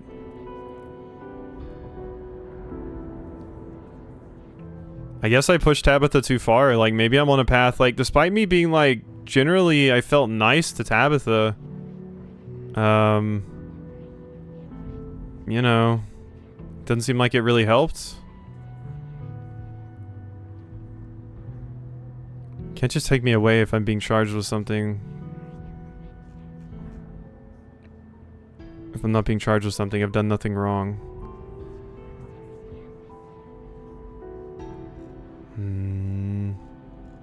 Maybe I have the right to remain silent?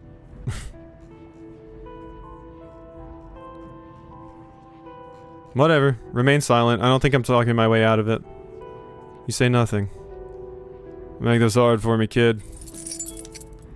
Don't call me a kid. I'm like older than you now. Deputy Franklin whips out his handcuffs, more than a little gleeful as he uses some smooth police academy motion to lock them around your wrists. As you're dragged from the office, Stella calls out to you one last time. It's okay, Quasi. Me and Tabby are gonna work this out, and we'll get you, and everything will be okay, I promise. Officer Franklin drags you from the office and towards the squad car, tossing you into the back seat and slamming the door. As you're shoved into the car, a voice crackles over the radio. Franklin, pick up already. We ain't got all day, boy. Well, gee, Sheriff, I was just apprehending Quasi. Did some sleuthing while you and the boys were out and decided to make a move. Scarlet, kid, I didn't think they did anything arrest-worthy. We can chat about that later. We need you up to the farms pronto. Got ourselves a problem 187 brewing. 10-4. Damn, this day just keeps getting crazier. Well, you'll have to come along for the ride. The farms was probably one of the places listed because one of the places was in a... was a cornucopia. Deputy Franklin wastes no time in turning on the sirens, blasting down the road towards whatever emergency is underway with you in tow. It's possibly one of the few times he's ever been able to do this. And despite his sunglasses and stiff demeanor, there is definitely an excitement in the way he cruises around the treacherous mountain turns. As the car pulls up to the farms, you feel it again. tingling at the back of your skull. Yup, it's Duke's farm. I called it. An urgency. Almost like a hand pressing you gently forward with the threat that it might become more forceful if you don't comply. Like so much crying. Crying that can only stop if you tend to it. There's another stone here. It's refusing to let you ignore it. The feeling is strange when you try to examine it. Contradictory. Something that both desires to be alone, yet at the same time needs you in its presence. Can't wait for the shit to hit the fan and us be helpless because our hands are cuffed. Yeah. If only I could be like Regal in Tales of Symphonia and kick ass with my hands cuffed. It's bringing something into this world, and it needs your help delivering it. Deputy Franklin gets out of the car, leaving you in the back as he joins the crowd. Alright, Sheriff, what's the situation? I'll tell you what the damn situation is. That bastard Julius got a hold of my boy and he won't let him go. There's a kidnapping and you fellas better get in there and shoot that rat bastard shit stain before I do it myself. Here, now you're up to speed. Franklin, you're with me. Let's head on in and get a handle on things. I'd better go in first. The son of a bitch has the place all strung up with traps and I don't know how to spot him. Mr. Calloway, it might be best for you to stay out here with your wife and me. This is the police business now. As far as I see it, it's family business and always has been. Whether or not you finally decided to get your sorry asses out here to finally do something about it. Your fault. He ever decided to take it on himself to go investigate what happened to Big Betty, all because you didn't listen. That's right, so now you owe me. I'll bring up the rear if that makes you feel like big tough guys, but you can't stop me. Not when my boy's in trouble. Alright, I hear you. Your boy's in there and you want some peace of mind. I understand that. Don't you go making more problems than we already got. You hear me, Duke? Leave that gun with Irma. Fine, here. Something happens to me in there, you know how to use it. You'd best use it. Please try to refrain from making threats of violence in front of the officers of the law. You fellas better go and get our boy back. I mean, I like that Duke likes me, because if shit hits the fan, I feel like Duke's on my side. Without another word, the officers split up. Derrickson heads for the squad car while the three men start up the hill to Julius's shack. Irma stands on her porch, clutching the shotgun and watching the other house intently. Hey there, Quasi. Sorry you had to come along for the ride. We'll have you back at the station soon enough. Sounds like this won't take too long to settle. In the meantime, I'll keep you company. Then calling out to you is starting to lose its patience. You need to find a way out of here before it gets angry.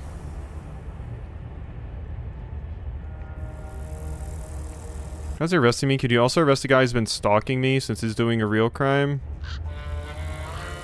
Would you let me go, please? They're not gonna listen to that. You don't really think Bo is dead in there, do you? I'd love to be wrong about this, I really would. Bo's a big man. Hard to keep a big man like that from moving around and making a fuss. We've seen a whole lot of nothing going on in there. Still as the grave, if you pardon the expression. Don't you think Duke might escalate things? Oh, I'd bet on it. But it's not on me who makes the big decision. Sheriff Hugby always has the final say.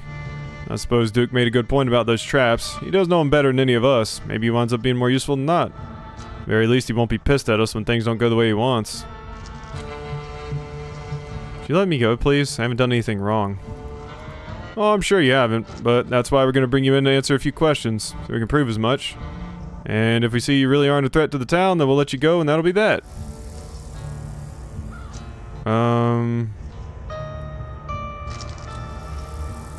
Aren't you afraid of what Tabitha will do when she finds out you abducted me? I mean, Tabitha knows.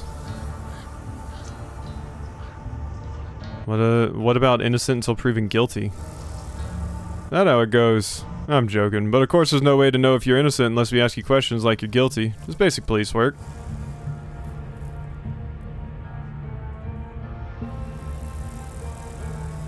I'm going to sue you all so hard, I'm taking this to the FBI, the Supreme Court.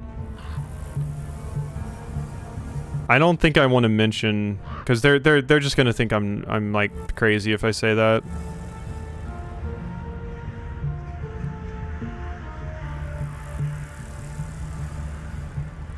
I don't think any of these are going to be helpful. I think I just gotta wait in silence. Nothing else to do but wait. There's a sound coming from the house on the hill, shouting, angry and panicked. Frantic voice crackles over the radio. Derrickson, man down! The sheriff is down! What'd I tell him? I told him to be careful and follow my lead, now look at him. Mr. Galloway, if you could please clear the line and let Deputy Franklin give me a proper status report. Deputy, is he breathing? Do you have eyes on Mr. Tremaine and the hostage? We're on our way to the basement now, sir. Better be careful, meathead, if you don't want to wind up like you're... Hear an ungodly noise over the radio, a gunshot, and then static. What the hell was that noise? That thing went whoa. Is it Big Betty? No, Big Betty died, I guess. Franklin? Report? There's only silence. Damn it, Franklin. Deputy Derrickson hesitates briefly outside your door as if hoping someone might leave the farmhouse without his getting involved. After a few seconds, he's heading up the hill, yelling something to Irma. And then a figure appears outside the door! Wayne, my boy! Wayne! Thanks, Wayne. A moment later, you hear the click of a lock. Time to go. You get out of the car, your body moving on instinct. I like how the continuity of Wayne still has the slash marks from fighting Reese. The sound is louder outside. The song is buzzing in your ears, drowning out the world, calling you up the hill towards the old farmhouse.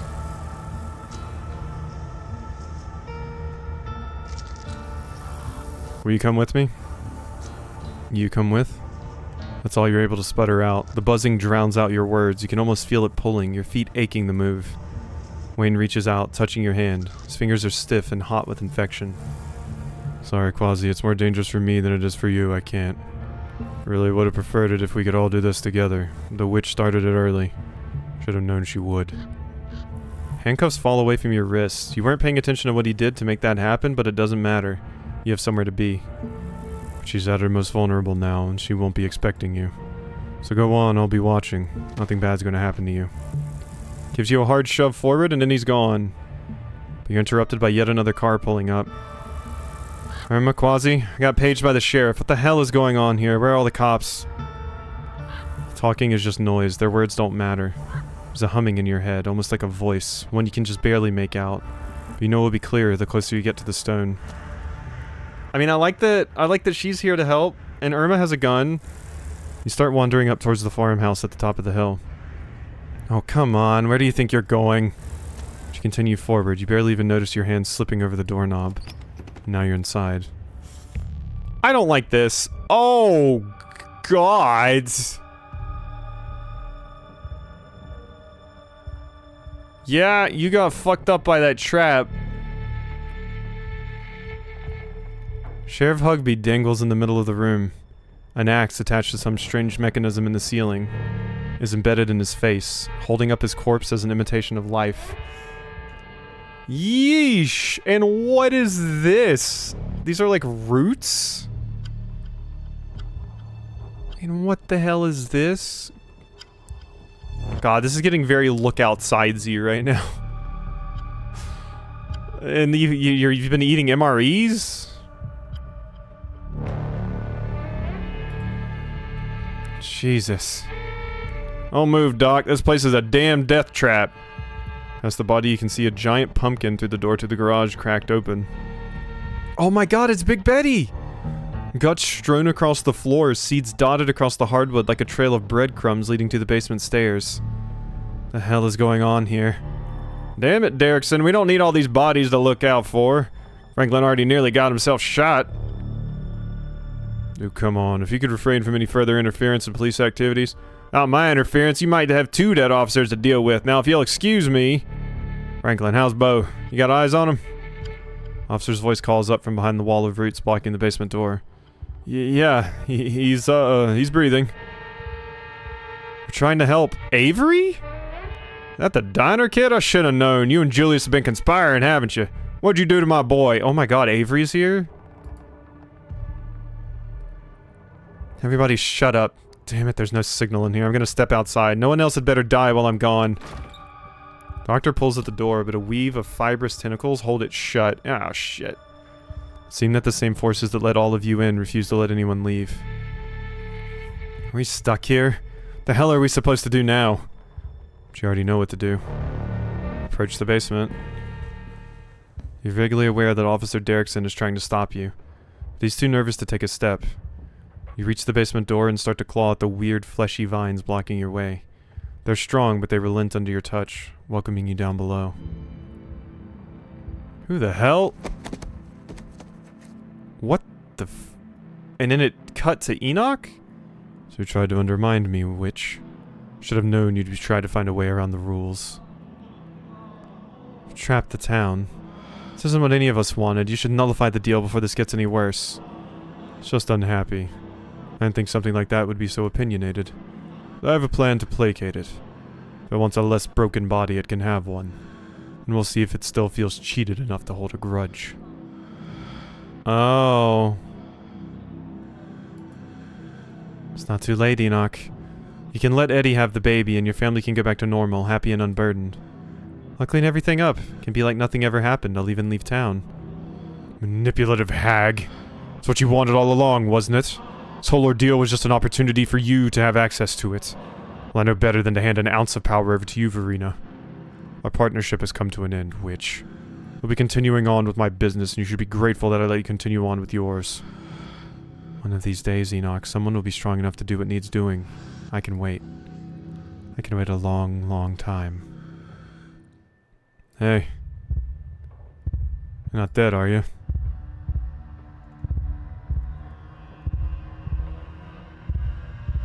Have to find the witch. Find the witch.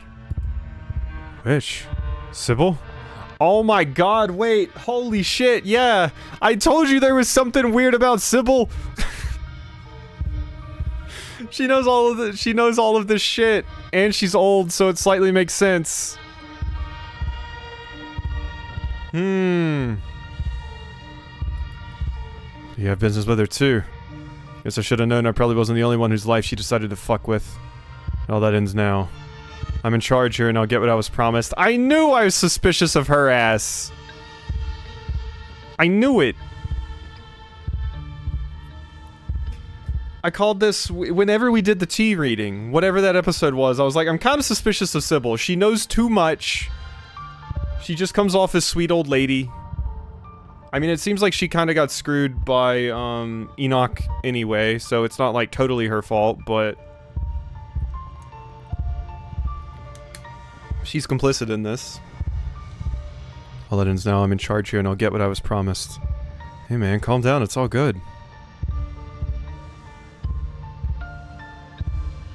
Oh shit.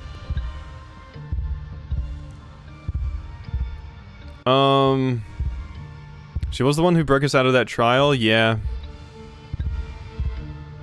Beau is currently being parasitized by a pumpkin baby, I think? Your vision finally focuses and your mind is once again your own. Avery watches you furtively from across the room. The man Julius holds a gun in silent threat. Franklin sits hunched in the corner, his expression icy and unreadable behind his sunglasses. And in the corner is Beau. Something is attached to him, the source of the awful noise. It stutters with pained inhalations. Beau is still breathing, but he doesn't look well. However, Bill, you must have hit your head when you fell down the stairs. This can't be real. Beau is the largest man you've ever seen. How could this happen to him? Ozzy, we can't get to you. The door is sealed shut.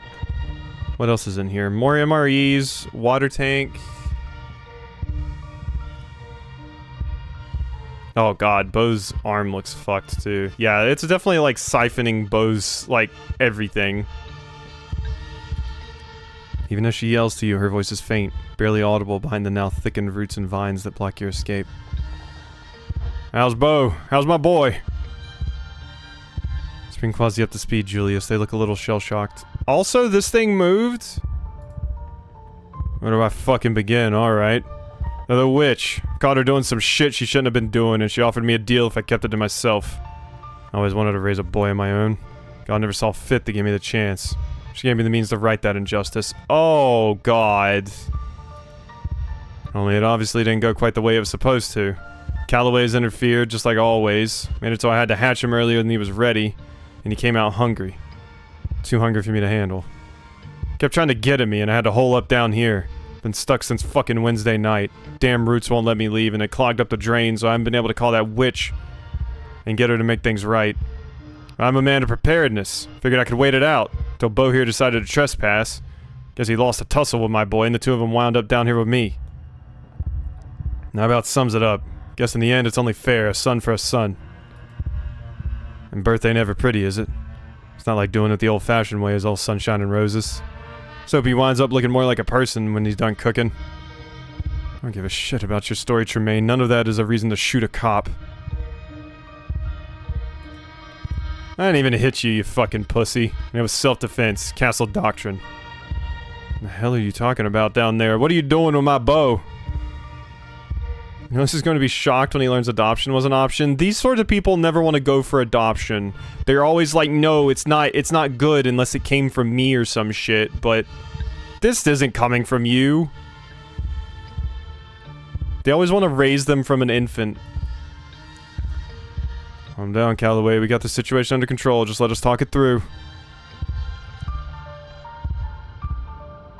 How did Bo lose a tussle against that thing? It must not have been playing fair.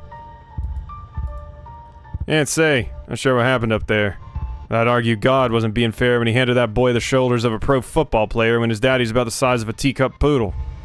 Whatever it is my boy has going for him, all he did was put the two of them all on even footing. Sounds fair enough to me. Listen, clearly you need something. You woke up talking about the witch. You want to know where she is? I can tell you how to find her. None of you does anything stupid? I'll tell you what I know. Sound fair? Conversation is interrupted by Bo shifting uncomfortably as the creature lets out a guttural moan. That's my boy. Enough of this bullshit. Somebody help me get this axe down. I'm not letting some goddamn tumor stop me.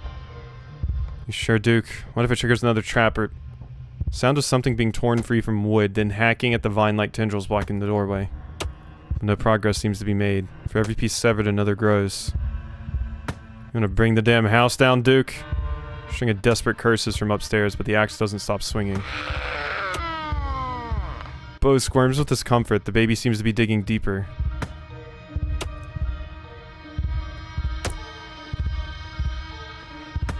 Shouldn't you be concerned that Duke is trying to get down here? You know he's going to kill it if he does. He won't get through. My boy will make sure of that. It might be a little thing, but as you can see, that doesn't mean he can't protect himself. Bo and the baby? I clicked on that, and nothing happened. Oh, wait, no, it expanded into a new menu. Does your son have a name? Don't name a kid till after it's born, even I know that. Bad luck if you do it early. Bo twitches, his skin blossoming with fresh bruises as the thing takes more of him. Bo and the baby. Can it talk? Barely a day old, of course it can't talk. It's making noises, it kinda sounds like babbling, right? Like babies do? How about it, baby? Can you say mama? The baby makes a horrible sound that is not even remotely similar to mama. Avery, what are you doing here? What exactly happens after this thing is finished? Do you think it's just going to be a normal kid? You say that about those little premature babies they keep in incubators? We don't know what he's gonna look like, but it don't matter, because he's my son and I love him. I know he'll get big and strong if he just gets himself enough food. Even if he doesn't change, he's kinda cute like this anyway. Definitely weird, but cute. You have an interesting...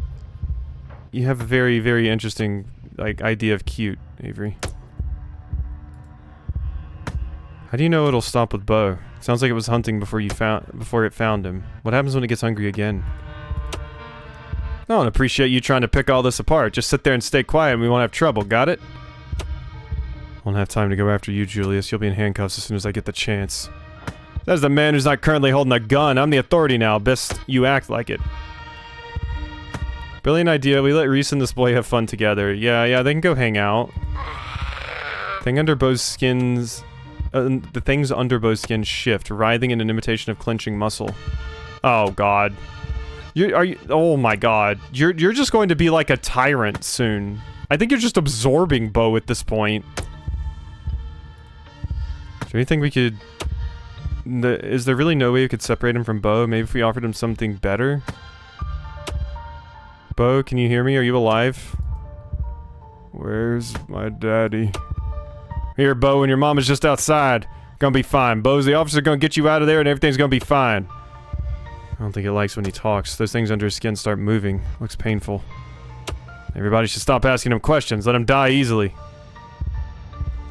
The witch?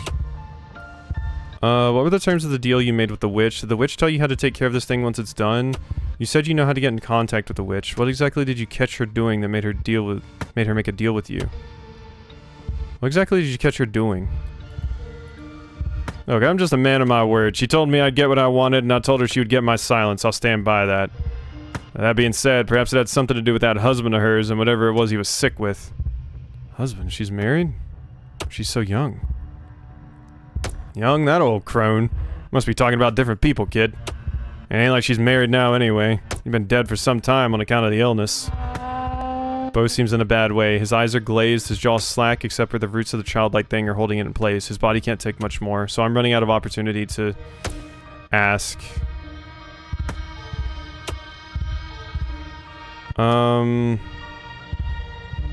Situation? Why do you even want a kid? Life is unfair to you, so you kill a man. Maybe if we let Dr. Kelly in here, she can help. Might be able to save Bo without killing your son thing. What kind of man lets another man make his sacrifices for them? Have you thought about what happens after this, Julius? The sheriff's dead.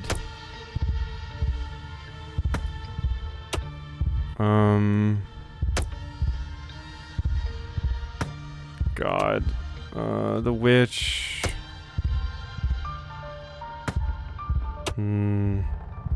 She clearly betrayed you. This doesn't seem like what she promised, does it? Damn it, none of you people have any patience. He needs time and he needs food. Yeah, it can't be easy making a baby this way. It's not easy making it the normal way either, from what I hear. But isn't it still beautiful, even the way it is now? God, Avery, I really don't agree. It's eating a man alive. It's horrifying. Julius, dude, we gotta do something. Bo's in a lot of pain, and this can't be what was supposed to happen.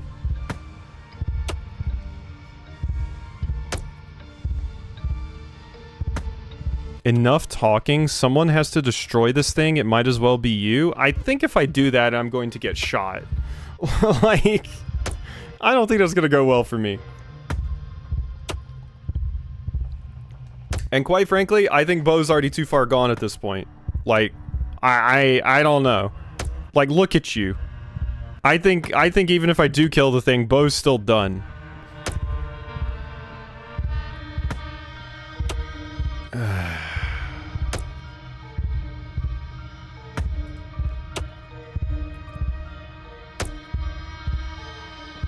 I mean, we can't let Doc Kelly in.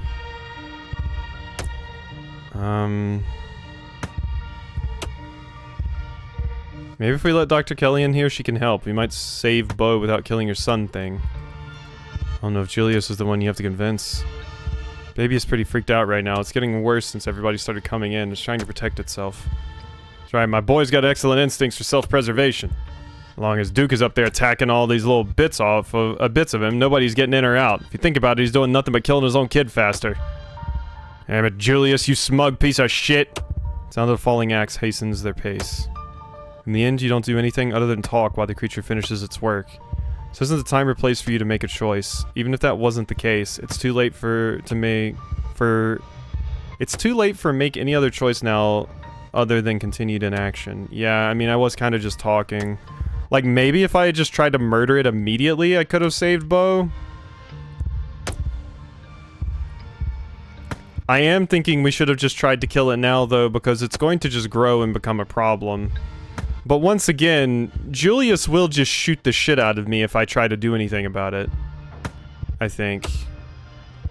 Like, I don't see me being able to get up and across this room without Julius pumping me full of lead. You already killed a cop, so you clearly know how to use the thing.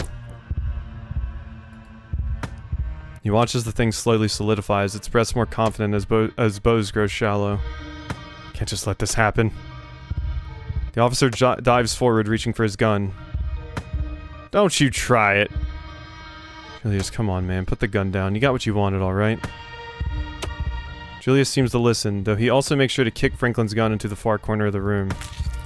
Everyone watches each other with unease. Is it alright if I sit by him? Sure, but I'll shoot if you make any moves, kid. I don't want to, but I will. Avery shifts, settling closer to Bo. They take his hand in theirs, which doesn't seem to do anything to comfort the man, as the roots sink deeper, taking more.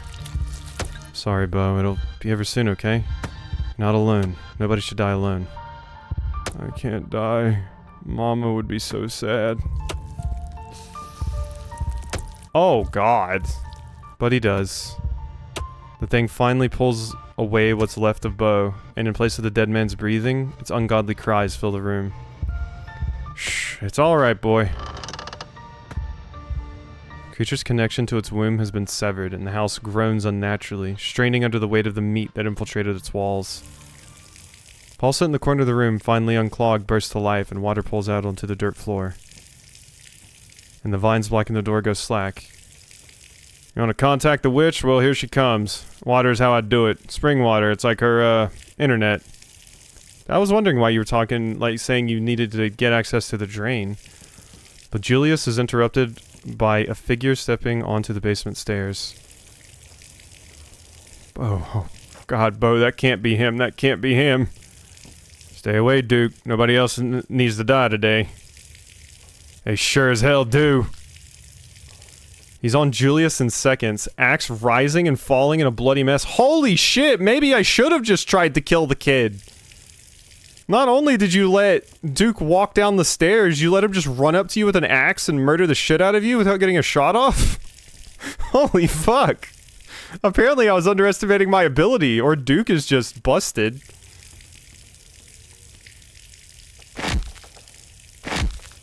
Oh my god. He keeps going and going, and nobody stops him. Julius's body slowly loses its humanity until it's nothing but meat. Alright, Franklin. Looks like he fell on his axe. That's what I saw. Finally, Duke turns his attention to the mewling thing still curled up on the corpse of his son. Duke, stop, wait!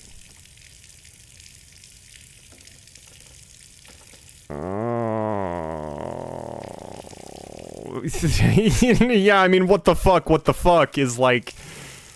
Oh, God.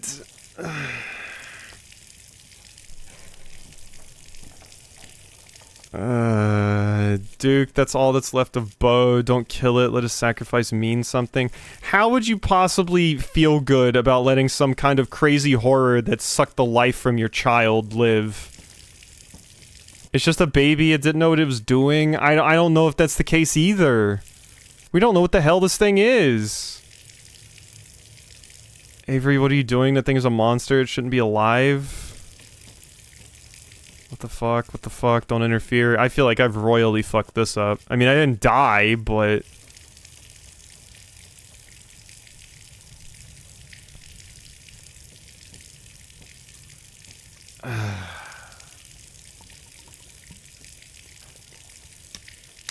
This is such a fucked thing to say. In a weird way, it's kind of almost a combination of Duke's two loves, Big Betty and Bo, because this thing clearly came out of the pumpkin.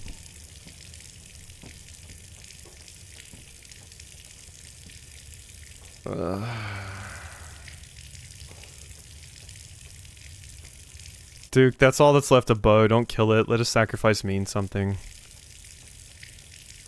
Listen to Quasi. It's gotta stop somewhere. Didn't you get enough revenge already? Holy shit. Oh my god, he really fucked up Julius. Oh my god. I can't believe Julius shot and killed a sheriff and has been holding, like, cops, you know, away as well. And Duke just ran in with an axe and just killed him just like that? It's still crazy to me. Your hands are wet. The water's spreading, pulling around you, making the floor slippery with mud. The hell would you know? I might just keep getting revenge all day if I feel like it. My son was just hurt bad by that thing.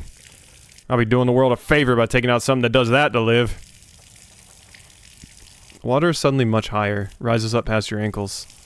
Gonna kill that thing, then I'm gonna get Bo some proper medical help. Take him over to the next county if I have to. It's like everyone else in the room is in a different world, arguing while the water rises around them as if they don't even see it. Cry quietly in the corner. Let the water take you.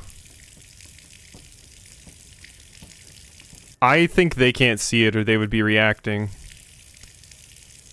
I feel like I am kind of hallucinating. Am I hallucinating? Do you guys see the water? It's up to your chest now, there's no denying it. What are you talking about? There's no water. Okay. But there is, you just can't see it. Because his words are swallowed by the flood. What the hell is happening now? You feel like you're choking. There's water in your lungs, or there should be. Your ears are filled with the sound of a rushing current. It's cold and dark. What the hell? I can pan the camera. It's cold and dark and there are people screaming everywhere.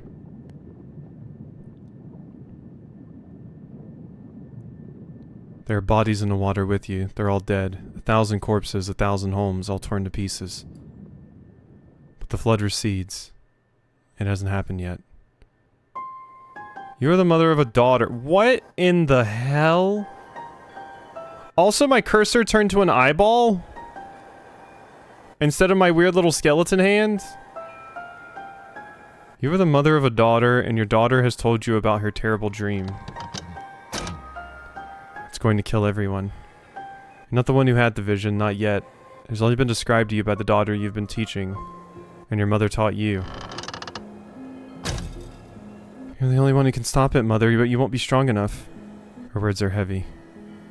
What the hell? The UI is so different. Now I'm like cutting cords? Or there's like veins? How can you be sure? Maybe it's only a dream. The village is doomed. Of course I'll stop it. Don't worry so much. Yeah, I'm like cutting something. Those are like surgical scissors. No, Mother, I've seen it. You'll try to stop it and you'll die. There's another path. Take my power. I give it willingly.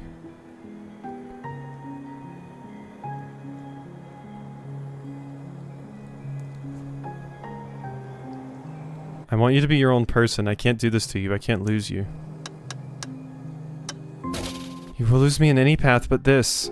If we do nothing, we'll die with everyone else. If we flee, I'll have the weight of 1,000 lives on my shoulders. I couldn't live. I'd be lost either way. It's the way it must be. Accept and take your daughter back. Reject and let 1,000 die. I mean... I think we're gonna have to accept if we want to save people, and she seems very willing to make the sacrifice. If she wants to, who am I to deny her that? Accept and take your daughter back. You accept your daughter's decision. She is not the child she once was, and there's a confidence in her that you have no choice but to respect. You take her back. Her power becomes yours. Fusion dance! The flood does not come. The village is saved. And no one ever knows the sacrifice that was made for their lives. No one but you. Okay, who am I going to have to sacrifice? Years have passed. You outlive everyone you used to know. You move on, you meet new people, you start a new life. Uh-oh. Uh-oh, I have thoughts. You have another daughter. This time the vision is yours. The piece of your first daughter that lives in you shows you what is coming. Rotting bodies in the streets, the smell of sickness on the wind, church bells ringing for an endless parade of funerals, an entire city whose gates will never reopen. Everyone inside the walls falling to the curse of plague. You are among their number. Your body no longer strong enough to heal even itself. You are not enough to stop it. Not as you are. There's another path. A narrow thread. If you were stronger, you could tug at it and unravel the tapestry of the future. Mother, what's wrong? Your daughter will never be as strong as you are, not after what you had to do. But she still carries in her some strength, enough.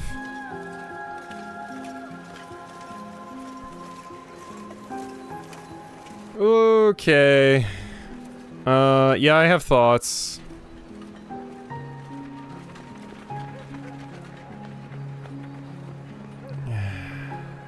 Take your daughter back. You do not offer her an explanation before trying to take her back. She rebels. Her power is weak enough that she is not easy to contain. She is frightened. Oh, okay. I was just going to spare her, but no, apparently she resisted that.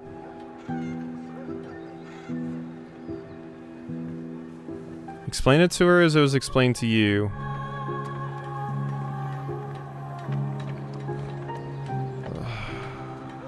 I already missed the opportunity to explain it earlier. I feel like if I try to go the explain route now, it's not going to work. Like, if I wanted to go the explain route, I should have went it from the get.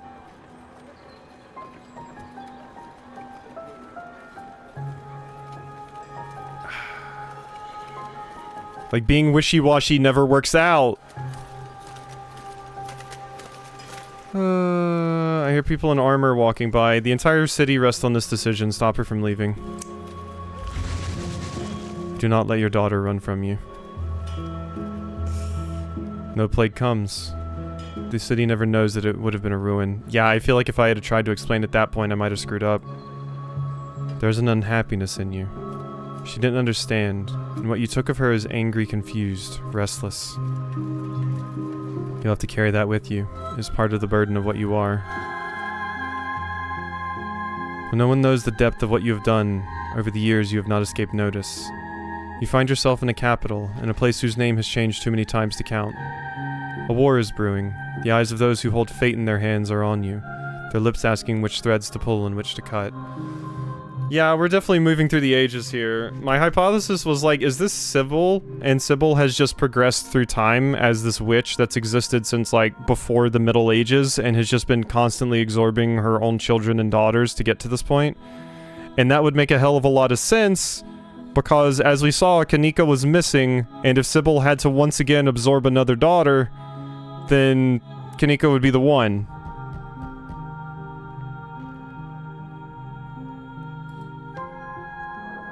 And the tapestry is once again revealed to you. The war rages, and it never stops raging. Bleeding that spans generations, children born to die, decades of pain that leave a raw wound on the world. Or it ends before it begins. The few die for the sake of the many. You can guide powerful hands to crush those that need crushing, if only you have more power than your own. You call your daughter to you. You raise them differently these days. The disquiet left by the reluctant daughter taught you a permanent lesson.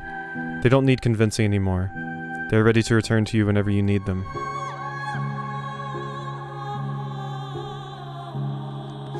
I mean, this feels like I'm just keep delaying the inevitable, basically. Take her... I mean, I'm sticking to my guns on this. I made my choice. I have to lie with it. Take her back and stop the war before it ever starts. This daughter joins her sisters easily, as she has been trained to do. You are the only one who will remember her sacrifice in her name. A small rebellion is crushed before it becomes a revolution. The people in power are happy. I just help the people in power. Ugh. You leave. You don't want to see any more visions of war. You set your sights on a place where there are no kings. And here we are! And yet, even an ocean away, power finds you. A man with aspirations. Anyone can hold power here, you have discovered, if they're vicious enough to want it. The hunger in him senses the power in you, and for a time, you humor him. You allow him to give you a life of comfort, you and your daughter. You don't see a future where he grows more powerful than you can manage. Not until the vision comes. A war like none the world has witnessed. So now we're to the World War.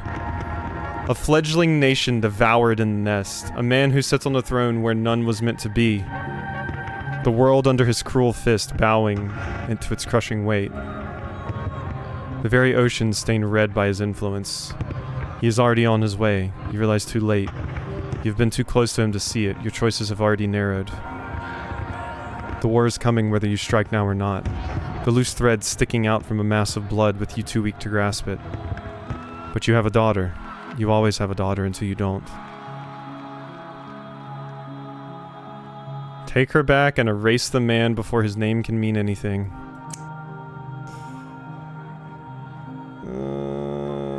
She joins her sisters as is her destiny, and you remove him from the world.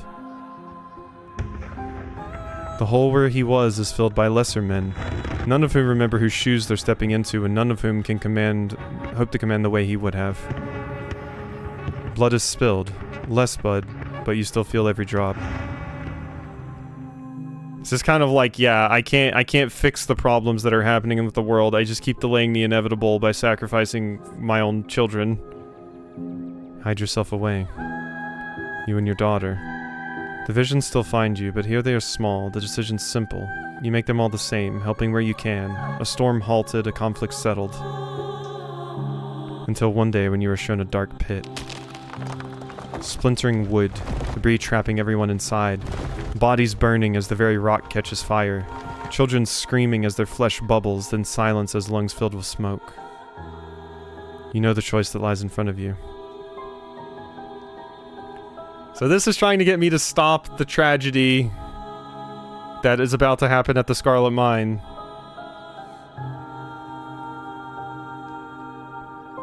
That's straight up what this one is about.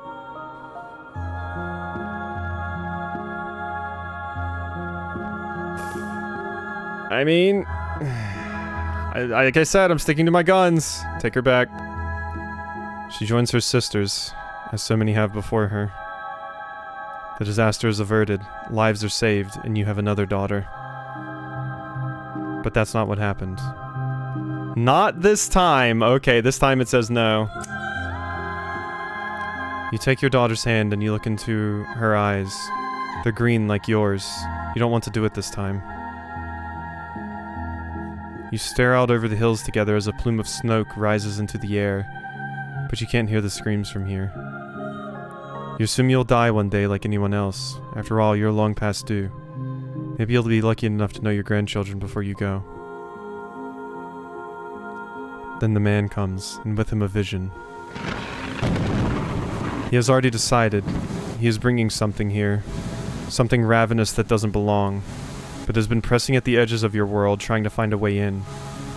It has its way now, whether you help him or not. More of the thread you followed comes into focus, and for the first time you follow it beyond your death. Disaster after disaster, crisis after crisis, thousands of years of little cuts that you weren't there to mend. On and on it goes, longer than you can ever hope to follow.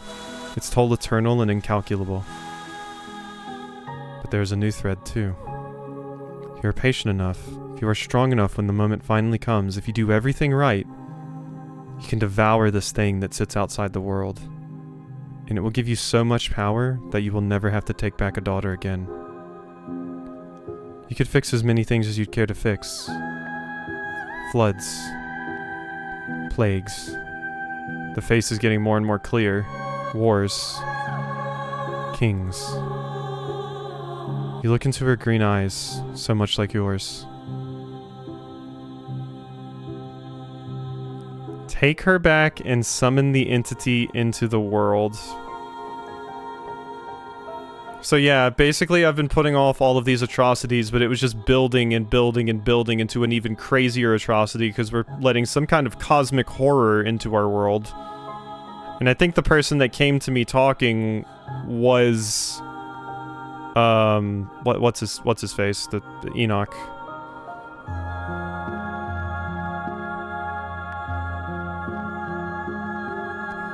I mean, we know what happens. You took her back and summoned the entity into the world. We know. Like I said, I'm sticking to my guns. Take her back and summon the entity. You welcome her back, as you have with every daughter before her, and you help the man. He is arrogant. He cheats the thing from another world in every way he can. He wastes your time. There will have to be more daughters before the day that this will be over. But days and daughters come and go, and you are very patient. You have to be. If you're to stop the hurt that would scar a world without you there to guide it. And now you are here, on the cusp of the end, the final daughter. Yep. That's why she wasn't here. That's why she wasn't in any of the flashbacks. Sybil's like some kind of crazy, timeless witch that has been working to pull the threads of the world and events to how she pleases.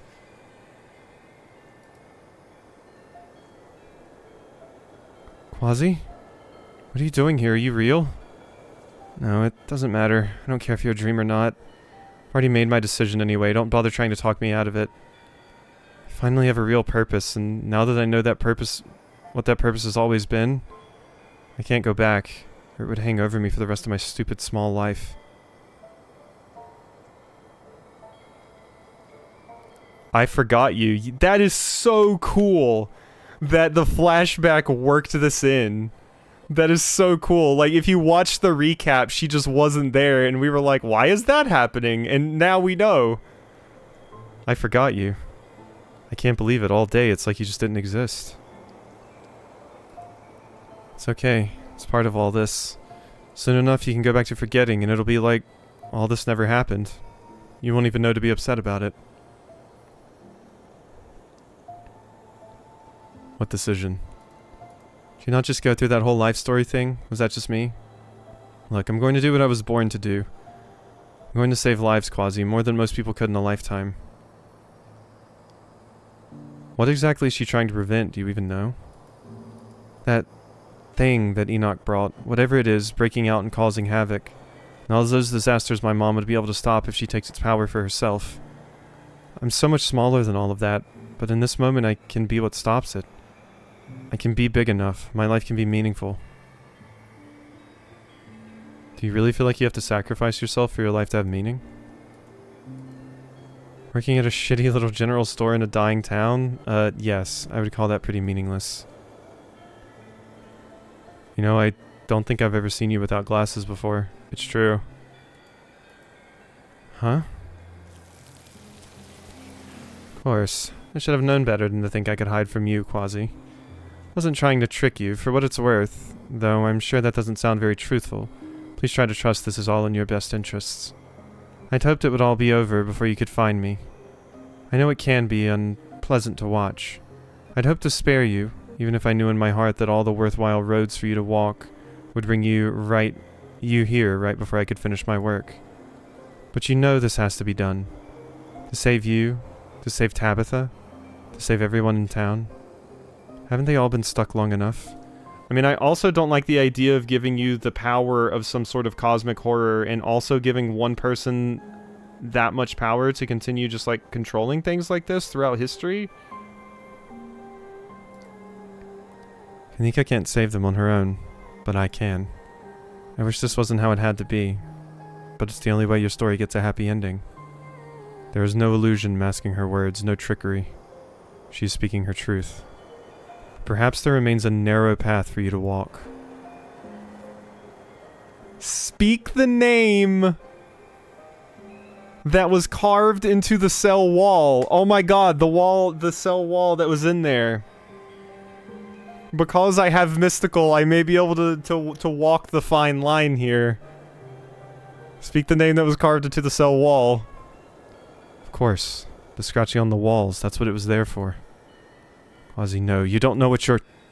You don't have to know how to speak it. The thought of it brings the sound to your lips, the name forcing its way out, yearning to be free from your mind and used as the dagger it is. Oh, I'm potentially doing something very horrible? But I gotta lean into my skills, you know? I'm the punch mystic. That's my whole thing.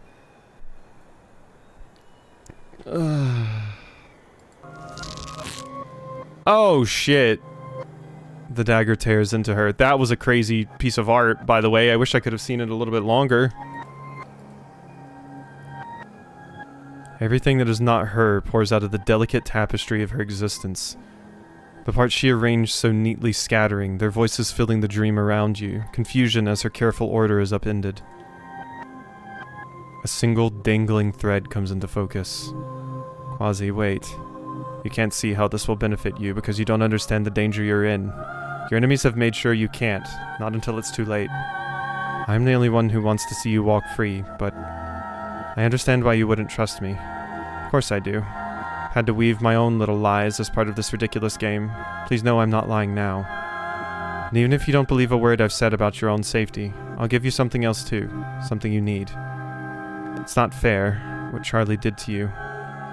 Had to be done, of course. He couldn't stay where he was. Oh, Charlie, huh? It's not fair what Charlie did to me. It had to be done, of course. He couldn't stay where he was. But I can take away the burden. I can give you back your youth, your health. Oh, you're offering me... You're not going to be old anymore. Because, yeah, I sacrificed my youth to Charlie. So would you trust Wayne or Sybil? Honestly, I'm full Team Wayne. I can't even say why, besides the fact that Wayne is just very upfront, very blunt about things. There's no machinations or any sort of convincing or anything out of Wayne. Wayne just walks up, says, hey, do this, and that's it. And I kind of like the simplicity of that.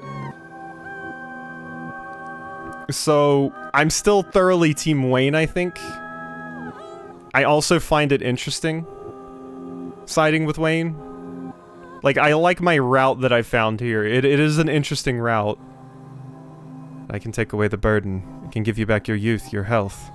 I only need to finish what I started. That's a tempting offer, but, like, if everything goes horribly wrong because of it, and we potentially put you in, like, we basically make you the keeper of time for Mortal Kombat, then no, I don't want that.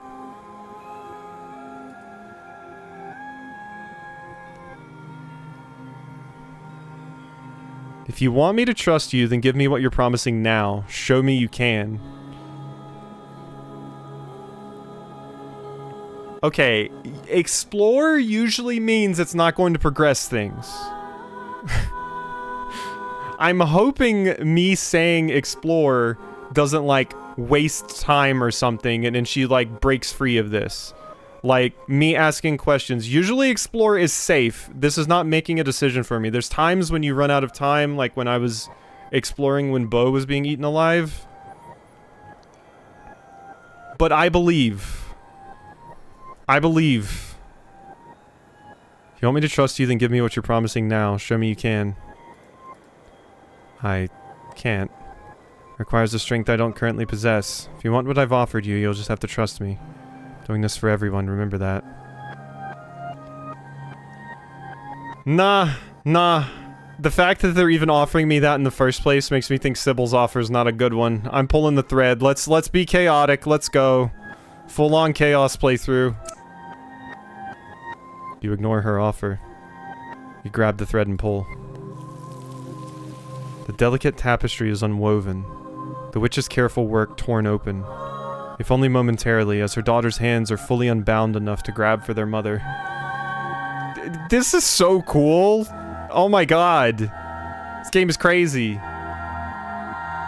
I did not expect this is where this chapter was going to be going, but every single time I feel like this game has gotten as crazy as it can, it does shit like this. I definitely think Black Tabby probably makes some of my favorite, like, narrative games. Like, this... all of their stories are just so fucking wild, and they do awesome stuff. So... their cries are a song, calling out as they drag her down into the depths of their mass, craving her warmth, her attention, her love.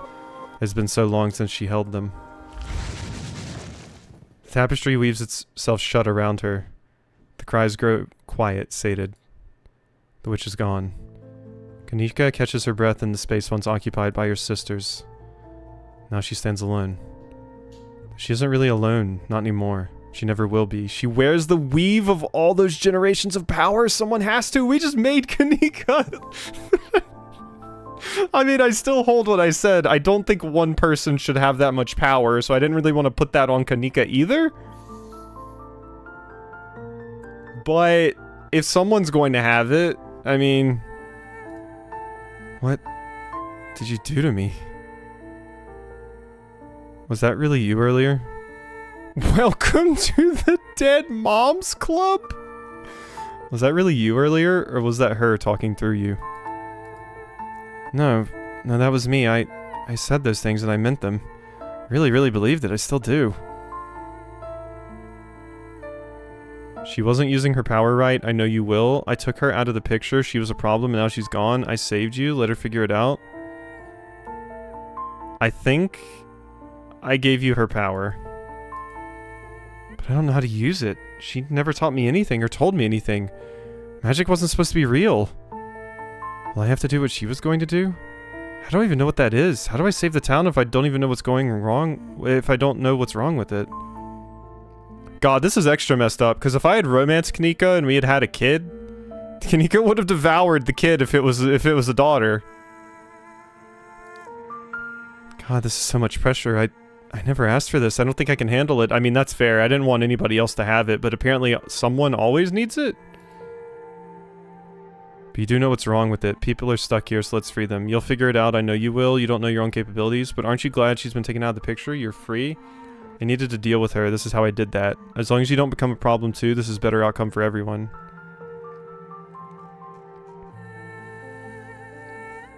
We can figure this out together. That's what we've been doing all week, remember? You're right. You're right. We can figure this out. Made it all the way here and did whatever it is you just did. Nothing is too much for us to handle. She takes a deep breath, collecting herself. I like the pouty face. We'll just take it one step at a time. First step, figure out how to get out of here. It's weird. Everything felt slippery before, like I couldn't hold on to anything. Now it's like I can see how it's all put together and where all the seams are. So if I just... You don't see whatever it is she's doing, the world around you goes dark. You're moving. Like a current is carrying you somewhere, buoying you upwards, your body ascending rapidly until finally, you surface. I'm back! Hey, my hand's back instead of a weird eyeball! Where the hell are we? There's a bunch of tin cans? You're outside. It's raining. You have no idea where you are. Tulip? Janie? Oh god, it's the pastor! This is the end of episode 5. Oh wait, wow, I actually did do both parts in one stream? That was both parts?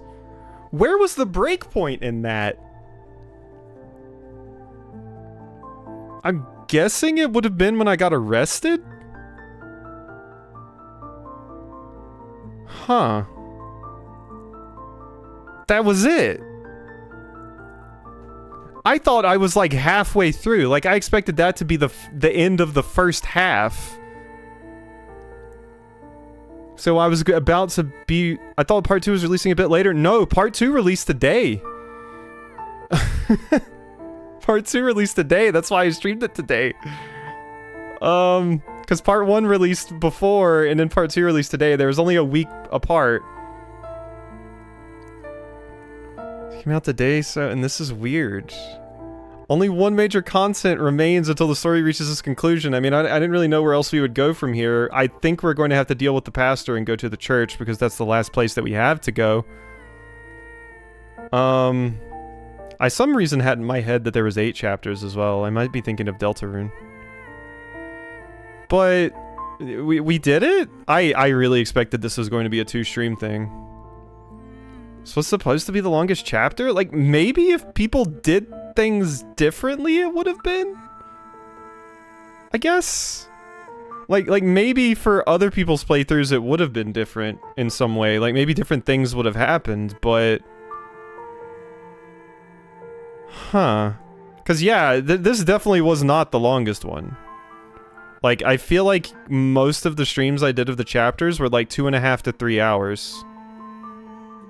So this was definitely not the longest. We potentially missed out on a lot of things in the mansion since we found the point of interest straight up. No, I completely explored the mansion. The only other path that I didn't take in the mansion was not going up to my room and exploring and finding the hidden door. But all that had was like a like rotted staircase or hallway that I could have went over in chapter 1, but I didn't. If I had went that path, I think it would have just taken me to the same exact place that the doorway took me, that I found in my room. So I don't think I missed anything there. I might have missed something by choosing to just let the weird creepy baby eat Bo. Like that might have some extra things might have happened if I had done that differently. But I think the mansion, I think I did everything that I could for the most part. I was kind of assuming that if I tried to go that path down at the bottom, it would have said, huh, we can't go here, and it would have made me go the other way or something. Also, didn't they say him that this was like one of the first chapters that you can just reach a bad end? Perhaps letting Sybil do what she wanted could have led to a longer sequence as well. Yeah. And like, maybe there was a way for me to convince Tabitha to, like, not arrest me? Because I'm still kind of shocked at Tabitha's reaction to me. Like, I haven't been perfect with Tabitha. I haven't been, like, totally listening to every single thing she says, but I thought I've generally been nice to her. But I was kind of shocked by how just quick she was to just, like, not even humor anything we were saying. Just like, no, you're being arrested, that's it. Like, I was kind of shocked by that. Even after we showed her the letters. She just wanted none of it. Yeah, that's what I thought as well, Del. Like, that was the one moment she kind of broke. So, I don't know if that was like a how much does Tabitha like you check and I just failed it? Or what? Because, like, I've definitely went behind Tabitha's back and done a lot of things, but I've still, like, when she's been around, defended her and, you know, not, like, been an asshole to her. But maybe that wasn't enough? So I wonder if, like, there would have potentially, but there's no way. There's no way. Unless this story branches like crazy, I don't think there's a way that... Because the only reason I even made it to the place where everything went down with Bo was because I got arrested by the cops. So if there is an alternate path, what would have happened instead? That's the only reason I even got over there. And then there was also the option at the very beginning to just say screw this and hang out with Stella in the house and just watch TV. Which I kind of assumed would just be a bad end or something.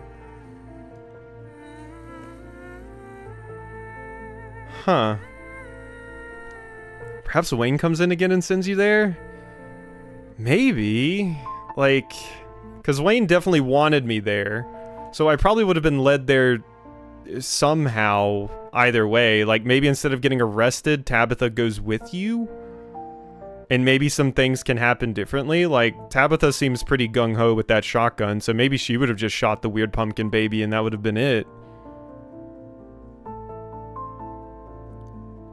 There's a lot of threads here to dissect, but basically there's some sort of cosmic horror that was summoned to this earth by Enoch that was also kind of caused by Sybil being some sort of keeper of time that's been stalling atrocities across all time. There's a lot here. There's the ditchlings, there's the fact that Reese exists and is a Jersey Devil and is just hanging out over there. Like, that is completely divorced from all of this other shit. Along with the pumpkin baby. It does seem like you missed some stuff in the mansion, but still reading. Interesting. Interesting, interesting. I wonder what I would have missed in the mansion. I don't know what it could have been. Like, aside from going down that path. Wesker, maybe? Yeah, it was probably Wesker in the mansion. So the final chapters... The cat, like, being whom we got warned about. So, I mentioned earlier, I was like, was Reese the cat they were referring to? But when I originally got warned about the cat, the someone hiding in plain sight that seems like a friend but isn't, I remember hypothesizing that that was Sybil. And I kind of see that. Like...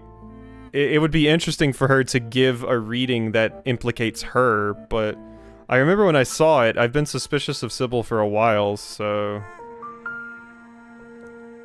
It is interesting. But maybe the other stuff in the mansion requires you doing, like, different things? Or having different skills or paths or something? I really like my Mystic and Punch build, though, I gotta be honest. I am very hyped about my Mystic and Punch build. I also wonder if things would have been different if I had dated Kanika instead of Stella, because then I probably would have been staying at Kanika's house and would have went to the mansion with her instead of Stella. And given how much she's intrinsically tied to all of these events, how would that have changed things?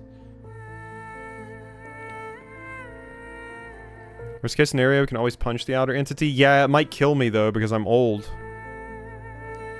Like, I'll do such a hard punch that it just makes my heart stop. But it kills the cosmic horror.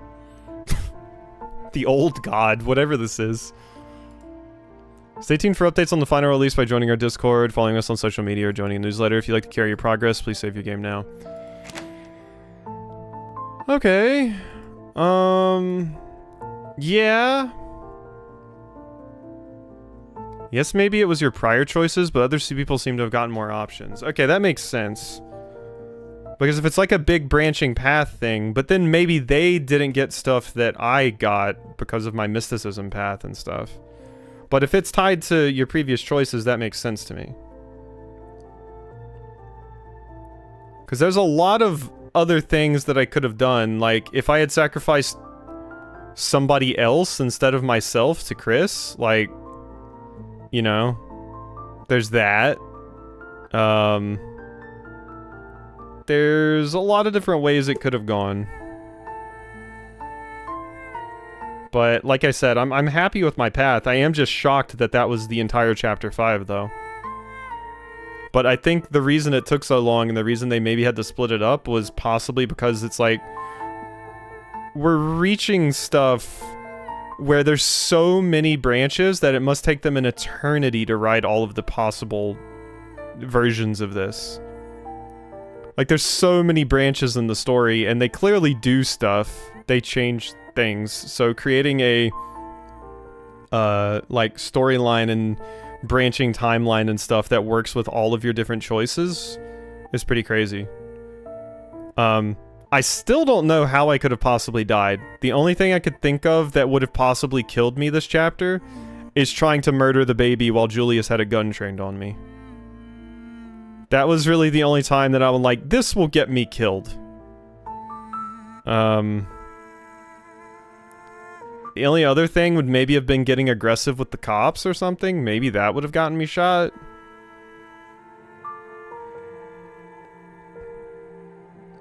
Oh? What does the "oh" mean? You didn't do the right stuff with Tabitha. Oh, so it was Tabitha stuff. I thought I was pretty good with Tabitha. But I guess I didn't push the right stuff. Like, yeah, I mean, I wasn't totally sure on some of the things that I said to her, but I felt like my relationship with Tabitha throughout most of the game has been pretty good, so I'm kind of shocked if she was, like, not about it. You get her to side with you instead, as long as you chose the right options then. Interesting. I was trying to be, like, non-aggressive and not blame her, because that seemed like what I would want to do, and everyone's always been blaming Tabitha for everything throughout the game. But I guess that wasn't right. I do wish I could have just led with what I wanted to do instead of having Stella just, like, spill the beans to Tabitha immediately without having any structure to it at all. I did feel a little robbed by that, getting constantly interrupted by her, but I guess that's the debuff of bringing Stella along. Apparently crying is the key? I would not have expected crying to be the key to breaking Tabitha. Like, I specifically said some things that were, like, kind of emotional, and she was like, don't give me that stupid emotional shit. But I guess seeing someone cry is more emotional than just saying emotional things, I suppose. That sucks. I felt like I was pretty nice to Tabitha this whole time, but like I said, it felt weird how, like, I don't know, just not willing to accept anything I was saying she was to me. Like, I'm still shocked by how much she just blew me off there. So only if you go full gung-ho on her. Try crying first, and then showing her the cards, and then about Wayne, you'll be able to reach an impasse. Interesting. So yeah, I didn't cry. I wasn't going gung-ho on her. Yeah, it was just a very hyper-specific set of things. So we could have had a scenario where Tabitha was with us, and that probably would have changed things. Which is what I thought we were going to get, because I've been nice to Tabitha, like, most of the game. Like, obviously she's told me not to go places, and I've been like, fuck that, I'm going there, but Apparently if you played things smart, it's more difficult to have her on your side. If you played things smart. Interesting. Interesting, weird. I guess my cautiousness kind of screwed me then. I guess my cautiousness screwed me a little bit, but whatever. I'm shocked by that. I had went through this entire game thinking that Tabitha was probably going to be on my side at the end. But it's seeming like that's not really the case. Which sucks, because I feel like I did really try with her. But it seems like really all I've got is like Stella and I guess Kanika a little bit now. Although she's, you know, got her own stuff that I forced on her. Interesting. I can still confidently say I did not expect to finish all of Chapter 5 in one stream. But here we are, I guess. This is my playthrough. This is what it looks like. There are many others, but this is mine. This is my Punch Mystic playthrough. Okay. Okay. A lot of interesting stuff to think about with that one. I don't know why my wrist hurts so much. I was going to work out after stream, but now I don't know if I can because my wrist is in pain and I have no idea why. But yeah, I guess that's done. It's weird because people are mentioning stuff near the end. 5 days ago? Yeah, that's super weird. Because yeah, this just came out now, and it says that's the end of Chapter 5.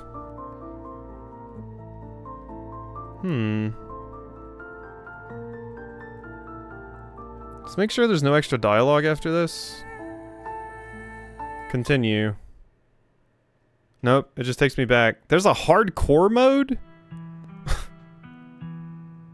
Apparently that's a thing.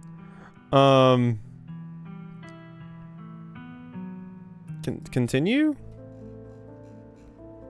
If you'd like to carry over your progress into the final chapter, save your game. Yeah, and if I press continue, there's nothing. So this wasn't part 2? Like, it never clearly split between part 1 and part 2. So, I'm confused that, like, maybe my decisions just not get me here. I did update the game before I launched it, by the way.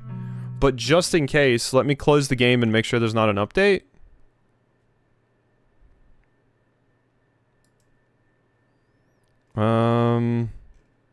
Let's see.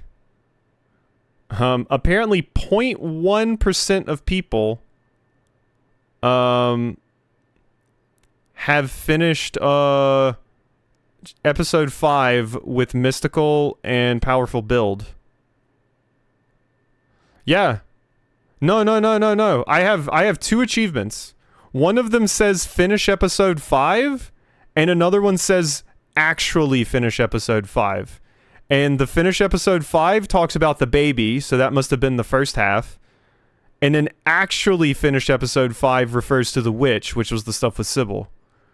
So that was both halves. 100%. Because there's 2 separate achievements for it.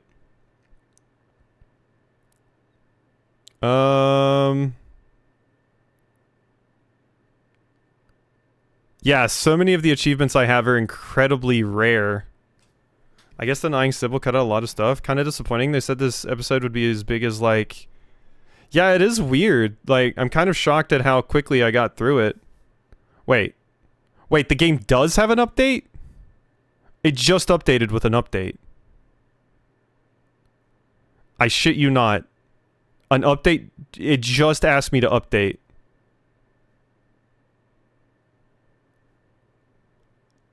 Like, I updated this before stream. And now there's another update? Yes, okay, they just did. Yep. It says right here, small update, last one before bed. It was just launched today.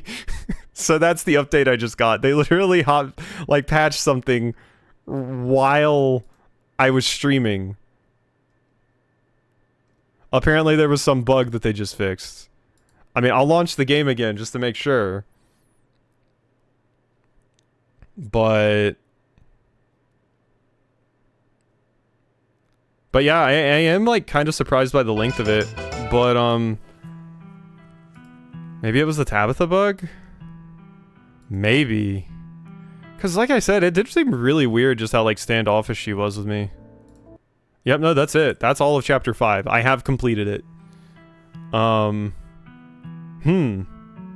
So potentially, I don't know what the bug was, because the patch notes just said bug reported, bug was fixed, and that's it. That's all the patch notes said. So, I don't know.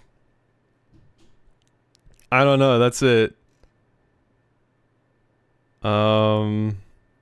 It looks like they've been hot fixing things all day. Fixed an issue where a resprite was missing color. Fixed the missing head in the climax. Fixed the character's disappearing head in the climax. Fixed a rare teleporting Tabitha issue. Assorted fixes. Fixed some CG sprites. Fixed an error message tied to one of Tabitha's sprites in the basement. Okay. So Tabitha can be in the basement. That just confirms that.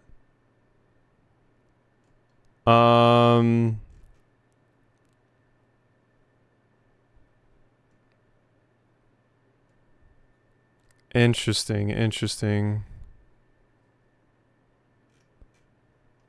I mean, as far as words go, it says this chapter has 300,000 words of branching narrative for you to explore, bringing the game's total word count up to 930,000. So a third of the game's word count was in this chapter.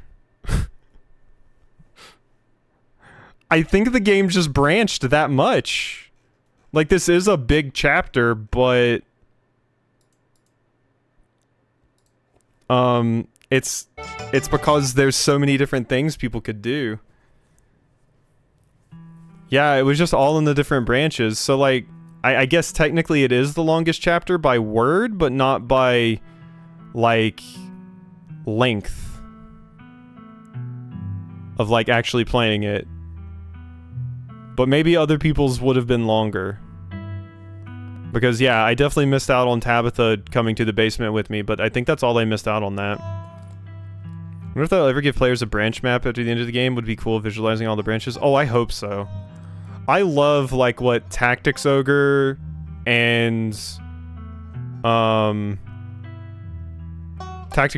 like to a lesser extent Zero Escape, but Zero Escape did like the same thing. Tactics Ogre's was way more in depth. Like Tactics Ogre's branching path, like they give you a map that shows every single path you've been down, give you a synopsis of every single node, and you can jump back to any one at any point that you want and choose what choices you've made up to that point. It's absurd. I would love something like that. People replay these kinds of games a lot. I usually just do a one and done.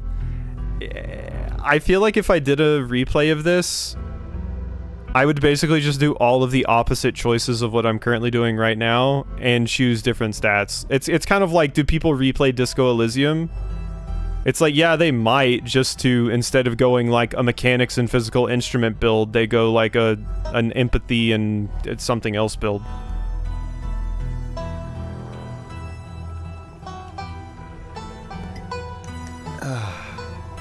But I would hope at the end they have like some easy way to edit your choices and go down very specific paths if you want to. That would be ideal. But we'll see. But yeah, didn't expect that to end that quickly. The next chapter, I don't even know. Does it release this year? I don't even know. I really don't. I wouldn't be surprised if it was next year. So we might have to wait a little bit for the finale. But yeah, I'm gonna go chill and, I don't know, see what's wrong with my wrist. I might be dying. But yeah, thanks for hanging out and everything. This was fun. It was a cool chapter, even if it wasn't as long as I thought it was. Ice your wrist? I might, honestly. It is hurting. It is hurting. Stop jorking it? I wouldn't be able to jork with this. It hurts too much. But, alright, bye-bye. Good time zones.